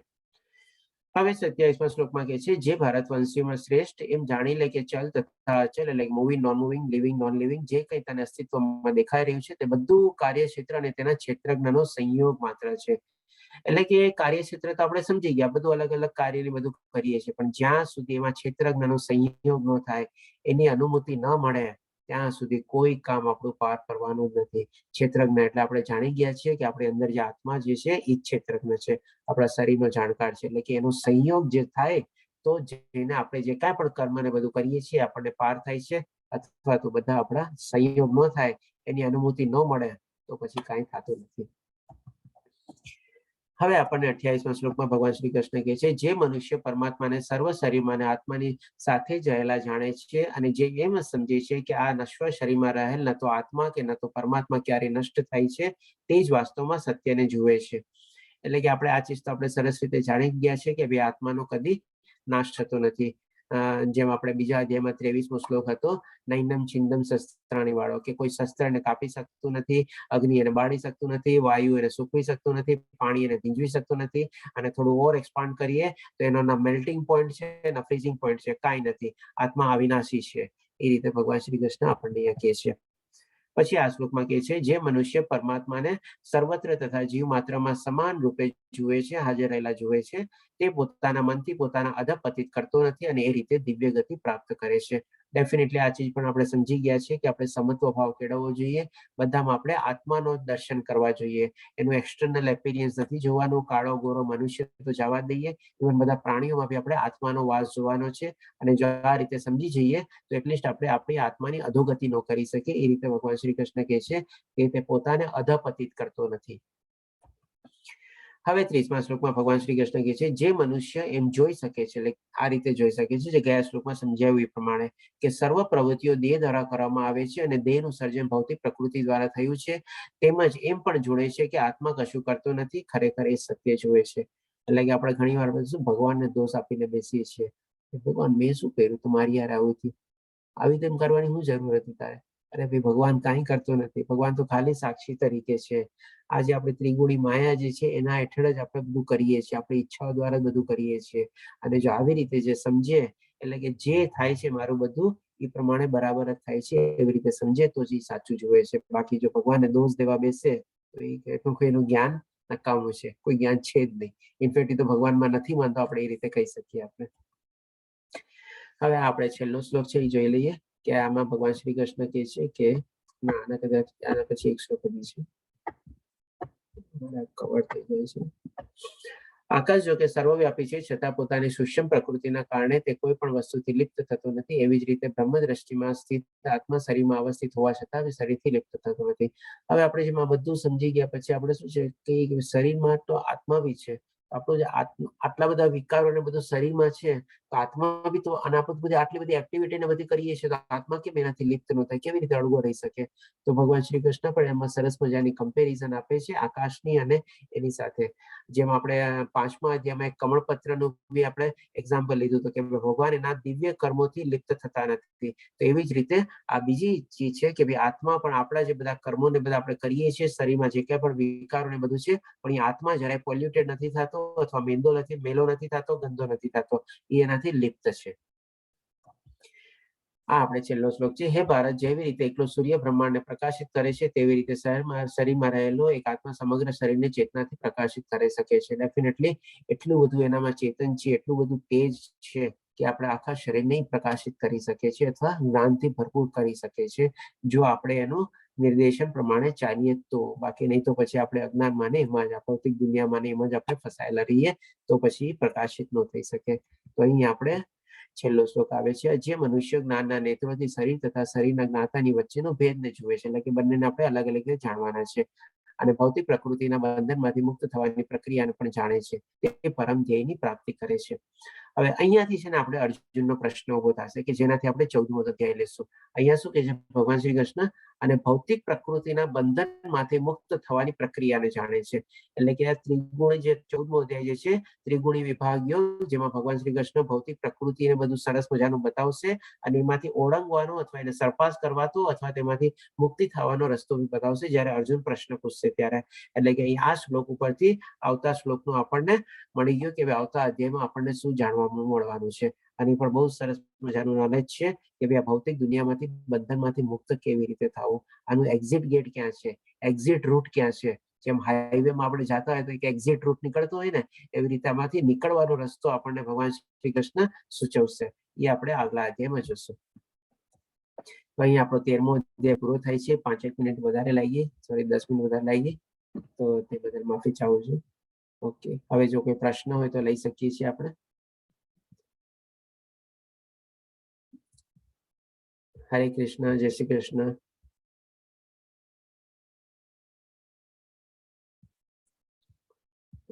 પૂર્ણિમા માતાજી, આપનો પ્રશ્ન છે. હેતલુ માતાજી, આપનો બી પ્રશ્ન છે તો પ્લીઝ જરા આપ બોલો. પૂર્ણિમા માતાજી આપ. હરે કૃષ્ણ પ્રભુજી. હમણાં તમે જે કહ્યું કે આપણે જે કર્મ કરીએ છીએ એ શરીરથી કરીએ છીએ, આત્મા અને એની સાથે કઈ લેવા દેવા નહીં. તો આપણે જે કર્મ કરીએ છીએ કે સામે આપણી સામે બીજા બી લોકો જે છે શરીરથી કર્મ કરે છે, પણ આપણને દુઃખ આત્માથી કેમ દુઃખ લાગે છે? આત્માથી દુઃખ લાગે છે એ સમજાણું નહીં. આપણું તો શરીર જ દુઃખ થાય છે ને આપણને. આજે માની લો કોઈ આપણી સાથે કઈ ખોટું કર્યું તો આપણને એમ લાગે એને મને આવી રીતે આમ કર્યું, મને એમ નહોતું કરવું જોઈએ, તો એવી રીતે ને. હા, એટલે જે છે કે ફિઝિકલી ઇન્જર્ડ નથી થતું, પણ આપણને ઇન્ટરનલી ઇન્જર્ડ થાય છે કે આત્માથી દુઃખ લાગે છે. માતાજી આમાં થોડુંક છે ને ક્લેરિટી જરૂર છે. આપણને ઇન્ટરનલ નો મિલિંગ છે ને આપણે આત્માને સીધી કનેક્ટ કરી દીધી બરાબર છે, પણ એકચ્યુઅલી ઇન્ટરનલી આપણને મનમાં દુઃખ થાય છે. હા, મનમાં દુઃખ થાય છે. તો મન તો અલગ છે જ, મન તો ઓલા વિકારમાં આવી જ ગયું ને. આપણે આત્મા તો અલગ જ છે ને. આત્માને ક્યારેય દુઃખ નથી થતું કે આત્માને સુખ નથી થતું. આત્માને તો ખાલી સુખ જ છે. એને તો સત્યચિત્ત આનંદ એટલે જ કહેવાય છે. તમે એના ઇન્ટરેસ્ટની વાત કરો, એટલે કે ભક્તિ માર્ગની બધાની વાત કરો તો એ તમારો સાથ આપશે, બધું આપશે. બાકી એના સિવાયની જે તમે કાંઈ પણ કરશો તો આત્મા તો ખાલી સાક્ષીની જેમ બેઠો છે. ઓકે, તમારું મન દુઃખ થાય છે, એને શું ફરક પડે છે? એ તો એમ ચૂપચાપ બેઠો છે ને. બરાબર. મન દુઃખ આત્મા તો થાય છે એટલે હંમેશા સત્યચિત્ત આનંદ જ છે, એને કોઈ જગ્યાએ કોઈ દુઃખ છે જ નહીં. હા, સચ્ચિદાનંદ. અને મનને જે બસ દુઃખ થાય છે એને દૂર કરવા માટે આપણે મનને કાબુમાં કરવું પડે. બસ મનને કાબુ, એટલે કે મનને જે દુઃખ થાય છે ને, તમે વિચારી લીધું કે આ માણસે આવી રીતે આમ કર્યું, એને એમ નહોતું કરવું, એ તમારો ઓપિનિયન છે. પણ જો હવે એને મનને માટે સીધું શું છે, ભાઈ જે થયું ને ભગવાનની મરજી પ્રમાણે થયું. હોઈ શકે મારી કોઈ એવી લેણા દેવી હશે, કપાઈ ગઈ વાત, એને કરી લીધું ને મારી હારે, બસ ચાલો થઈ ગયું, મારો હિસાબ ચૂકવાઈ ગયો. એ રીતે લ્યો તો બસ વાર્તા પૂરી, પછી ત્યાં આગળ તમને ચિંતા જ ન થાય. આમાં છે ને બહુ નાનકડી સ્ટોરી કહું તમને. બે મિત્રો હતા. હવે એક મિત્ર છે ને બીજા મિત્રને કંઈક ઉછીના રૂપિયા આપ્યા કે ભાઈ આ લે 1 લાખ રૂપિયા હું તને આપું છું. તો જેણે આપ્યા ને બીજા મિત્રને 1 લાખ રૂપિયા, હવે એ મિત્રને છે ને કંઈક એક્સિડન્ટ થયો. હવે એને 1 લાખ રૂપિયા લીધો છે, હવે એક એક્સિડન્ટ થયું ને એમાં એની યાદદાસ્ત ભૂલી ગયો. હવે ઓલો મિત્ર એની પાસે જાય છે કે ભાઈ મેં તને 1 લાખ રૂપિયા ઉછીનો આપ્યો હતો ને, તું મને આપ પાછા ને, એવી રીતે. ઓલો મિત્ર કે તે મને ક્યારે 1 લાખ રૂપિયા આપ્યો, મેં તો કઈ લીધું જ નથી. હવે શું? તો હવે ઓલો મિત્ર ઠીક છે કે ભાઈ ઠીક છે, ચાલો હવે મારે જવાના છે, વયા ગયા. ઓકે, એ રીતે ચાલ્યો. હવે એને તો ત્યારે વિચાર્યું ને કે આમ છે એમ છે, ઓલું બધું એને સમજી લીધું. ઓકે, વયા ગયા. હવે અમુક ટાઈમ વયો જાય છે, સમય વયો જાય છે, પછી જેને આપ્યા હતા ને એનું એક્સિડન્ટ થાય છે અને એ એની મેમોરી ભૂલી જાય છે. અને ઇન ધ મીન ટાઈમ ઓલો જેને છે ને મિત્ર જે છે ને એ સાજો થઈ જાય છે અને એની પોતાની મેમોરી યાદ આવી જાય છે. તો એ આવીને કહે છે કે આલે બેટ આ મિત્ર, મેં તારી પાસેથી આ ટાઈમે 1 લાખ રૂપિયા લીધા હતા ને, હું તને પાછો આવ્યો. ઓલો તો કે મેં તને ક્યારે 1 લાખ રૂપિયા આપ્યા, મેં તો તને ક્યારે નથી આપ્યા, ભૂલી ગયો. તો ક્યાં કહે છે કે ના આવી તેમ હતા. તો ઓલો પણ કેઝ્યુઅલી લઈ લે છે, ઠીક છે, આપ્યા પાસે લાવ ચા. તો બંને સિચ્યુએશનમાં છે ને એકદમ નોર્મલ છે કે ભાઈ ગયા તોય ગયા અને આવી ગયા તો આવી ગયા. એટલે કે જે આપણા નસીબનું હોય ને એ કોઈ જવાનું નથી, અને જે નસીબમાં હોય એ કોઈ આપણી પાસેથી છીનવાનું નથી. આપણે એ રીતે જો આપણે લઈએ કે ભાઈ એને મારી સાથે ખરાબ કર્યું ને, ઠીક છે, મેં ક્યારેક કર્યું હશે એની હારે ખરાબ, કર્મ ચૂકવાઈ ગયા, પતી ગયું, વાર્તા પૂરી થઈ ગઈ. તો પ્રભુજી, આપણા મનમાં જે વર્તન માટેના વિચારો આવે છે આપણને ભગવાન થકી મળે એક છે? મિનિટ, જરાક હા એક કોલ લઈ લઉં છું. હા, ચોક્કસ. હા કેવું બોલો. હા કેવું, મને 5 મિનિટ આપો ને, બસ મારો આ ક્લાસ પૂરો થવાનો છે, હું જોઈન કરું છું પાછું મીટિંગમાં.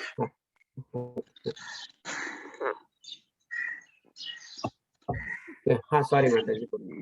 કઈ નહીં, હવે પ્રભુજી તમારે પણ ટાઈમિંગ છે, આપણે નેક્સ્ટ એક્સ્ટ્રા લેક્ચર લઈશું ને ત્યારે બધું ક્વેરી આ બધા ક્લિયર કરીશું.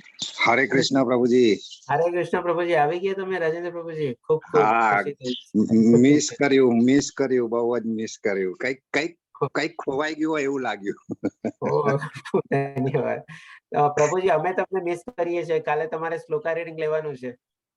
આ શ્લોકા રીડિંગ કયું ચેપ્ટર છે? કાલે તો ઈઝી ચેપ્ટર હશે, 14મું ચેપ્ટર, ગુણત્રય વિભાગ્યો. 14મું નહીં, હું 15મું લઈશ પ્રભુજી. 15મું લઈશ, સોરી. તમારા સિવાય બીજું કોઈ છે નહીં લેવા વાળું અત્યારે, કારણ કે જયશ્રી માતાજી બહાર જાય છે, એટલે તમારે એટલે તો તમને ગોતતા હતા. ચાલો કાલે કોશિશ કરીશું, નો પ્રોબ્લેમ. હા બસ કોશિશ કરો પ્લીઝ. 14-15 લઈ અનુવાદ હું લઈશ. હા, અનુવાદ પૂર્ણિમા માતાજી તમને જોઈન કરી લેશે, તો 5:30 જોઈન થઈ જાજો, તો એ પ્રમાણે કરી લેશું આપણે. હા, 14-15 લઈ લઈશ. અને હા, હમણાં જે કીધું એક મેનેજમેન્ટમાં જ છે મારું, તેરા હૈ સો જાવે નહીં ઓર જાવે સો વો તેરા નહીં. બરાબર. તારું છે કોઈ દાડો જવાનું નથી, અને ગયું એ તારું છે જ નહીં. બરાબર છે. બસ. અને આ ચીજ બધામાં એપ્લાય થાય, સુખ દુઃખમાં બી એપ્લાય થાય, અને આપણે કઈ ચીજ આ ચીજ વસ્તુમાં બી એપ્લાય થાય, અને ઇવન માણસ માટે બી એપ્લાય થાય. આપણી કોઈ માણસ સાથે લેણા દેવી હોય, અમુક ત્યાં સુધી હોય ત્યાં સુધી ઠીક છે, પછી આપણે અલગ પડવાનું છે તો પડી જઈએ, બસ ઓકે, કેઝ્યુઅલ છે બધું. આ સમજાઈ ગયું, આ સૂત્ર જીવનમાં સમજાઈ ગયું તો સુખ જ સુખ છે, દુઃખ છે જ સુખ જ સુખ છે. બસ તેરા હૈ સો જાય નહીં, જાય સો વો મેરા નહીં. બસ. હેતુ માતાજી, આપનો પ્રશ્ન જો શોર્ટ હોય તો આપણે તરત લઈ લઈએ, નહીં તો પછી આપણે કાલે લઈએ, જેમ તમે કહ્યું. તમે થોડું શું લાઈટ આપી શકો તો? હરે કૃષ્ણ માતાજી. હેતુ માતાજી. જ્યારે આપણે કશું બી કામ કરીએ છીએ કે કોઈ બી કર્મ કરીએ છીએ, રાઈટ, નિષ્કામ,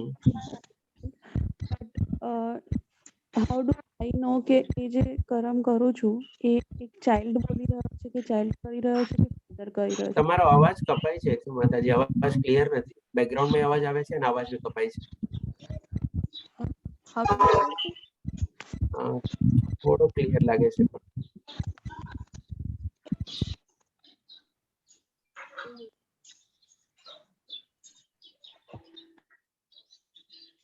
હરે કૃષ્ણ માતાજી.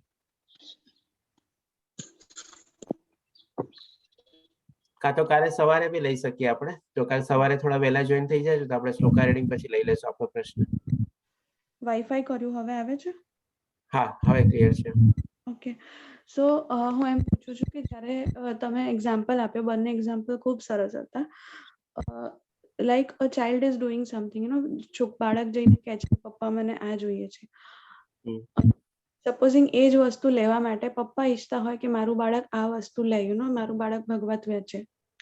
સો when do I know the difference કે હું જે બી ક્રિયા કે કામ કરી રહી છું એ કામ એક બાળક કરી રહ્યું છે કે એક ફાધર કરાવી રહ્યું છે કે એ ફાધર કરી રહ્યું છે? When if there is any shortcut to know the difference? કારણ કે બાળકને તો બધી જગ્યાએ ફરવું હોય પણ પપ્પાને ખબર હોય કે એને ક્યાં જવું જોઈએ, right? So when do I know the difference that I am on my life path or I have deviated? આમાં છે ને સૌથી પહેલા તો તમારી ઈચ્છા જે છે ને, એટલે કે સૌથી પ્રકૃતિના સંસર્ગમાં આવી ગયા ને તો એ તમારી ઈચ્છાના પ્રમાણે તમે પ્રમાણે વર્તો છો. હવે તમે છે ને કોઈ ચીજ કરવું કે ન કરવું એનું ડિસિઝન માટે તમે જ્યારે કુલ માઇન્ડથી તમે વિચારો કે ભાઈ આ અત્યારે હું કરી રહી છું, બરાબર કરી રહી છું કે નહીં, આ મારે કરવું જોઈએ કે નહીં, ત્યારે છે ને તમે જ્યારે તમારી સ્વ સાથે કનેક્ટ થાવ ત્યારે છે ને તમને અંતરથી અંતરસ્ફૂર્ણા થાય અથવા તમને ગાઈડન્સ મળે, એક ટાઈપનું ડિરેક્શન મળે. ત્યારે તમને લાગે કે હા આ ચીજ બરાબર છે, આ ચીજ નથી. અથવા તો ક્યારેક ક્યારેક તમે એ સ્ટેજમાં કોઈકની એડવાઇસ બી લઈ શકો છો. તો તમારું છે ને માર્ગદર્શન ઓર સરસ રીતે ક્લિયર થઈ જાય. પણ તમે આપણે બાય ચાન્સ છોકરાની જેમ જીદ પકડીને બેસી ગયા, મારે આ કરવું જ છે ને મારે આ જોઈએ જ છે, મારે એમાં જવું જ છે, તો પછી તમારો આત્મા જે છે ને એ ખાલી વિટનેસ તરીકે બેસવાનો, જા તારે જે કરવું એ તું કર, મને કઈ મતલબ નથી. પણ જ્યારે તમે સરસ રીતે શાંતિથી વિચારો, પ્રોઝ એન્ડ કોન્સ વિચારો, સારું શું છે, સાચું શું છે અને શું છે મારા માટે એ બી તમે વિચારો, ત્યારે જઈને તમે ડિસિઝન લઈ શકો અને ત્યારે જઈને તમારી આત્મા તમને દોરવણી કરી શકે અથવા માર્ગદર્શન આપી શકે. ત્યાં સુધી એને કોઈ ઇન્ટરેસ્ટ નથી. So indirectly it is surrender, right? હા, એક્ઝેક્ટલી. સરેન્ડર થાવ ત્યારે તમારે તો પછી એ તમારે હાથ પકડે અને તમારી આંગળી પકડીને તમને નૈયા પાર કરાવે અને તમને રોકે બી કે ના આ નો કર બેટા, આ તારા માટે ખોટું છે. Thank you. Thank you so બાકી much. નહીં તો પછી એને તો કોઈ ઇન્ટરેસ્ટ નથી. Thank you so much. એટલે જ ઘણી વાર શું છે આવી પરિસ્થિતિમાં છે ને આપણે થોડોક આપણો સંયમ જાળવવો જોઈએ. સંયમ જાળવીને આપણે સાચું ખોટું સમજવાની ત્યારે છે ને આપણે કોશિશ કરવી જોઈએ અને આપણા બંને ત્યાં સુધી આપણે મનને આપણે થોડું નિયંત્રણમાં રાખવું જોઈએ, તો આપણને સરસ મજાનું માર્ગદર્શન બી થઈ શકે. Right. Thank you so much. હરે કૃષ્ણ. રીટા માતાજી, આપનો પ્રશ્ન કાલે લેશું આપણે, થોડુંક આજે આવડશે. હા, કઈ નહીં. આના રિલેટ નું છે પણ કાલે પૂછશું, વાંધો નહીં. પ્લીઝ કાલ સવારે જોડાઈ જજો, આપણે લઈ લેશું આપણે. ઓકે. હરે કૃષ્ણ. જય શ્રી કૃષ્ણ સર્વેને. જય શ્રી કૃષ્ણ. હરે કૃષ્ણ, હરે કૃષ્ણ, જય શ્રી કૃષ્ણ.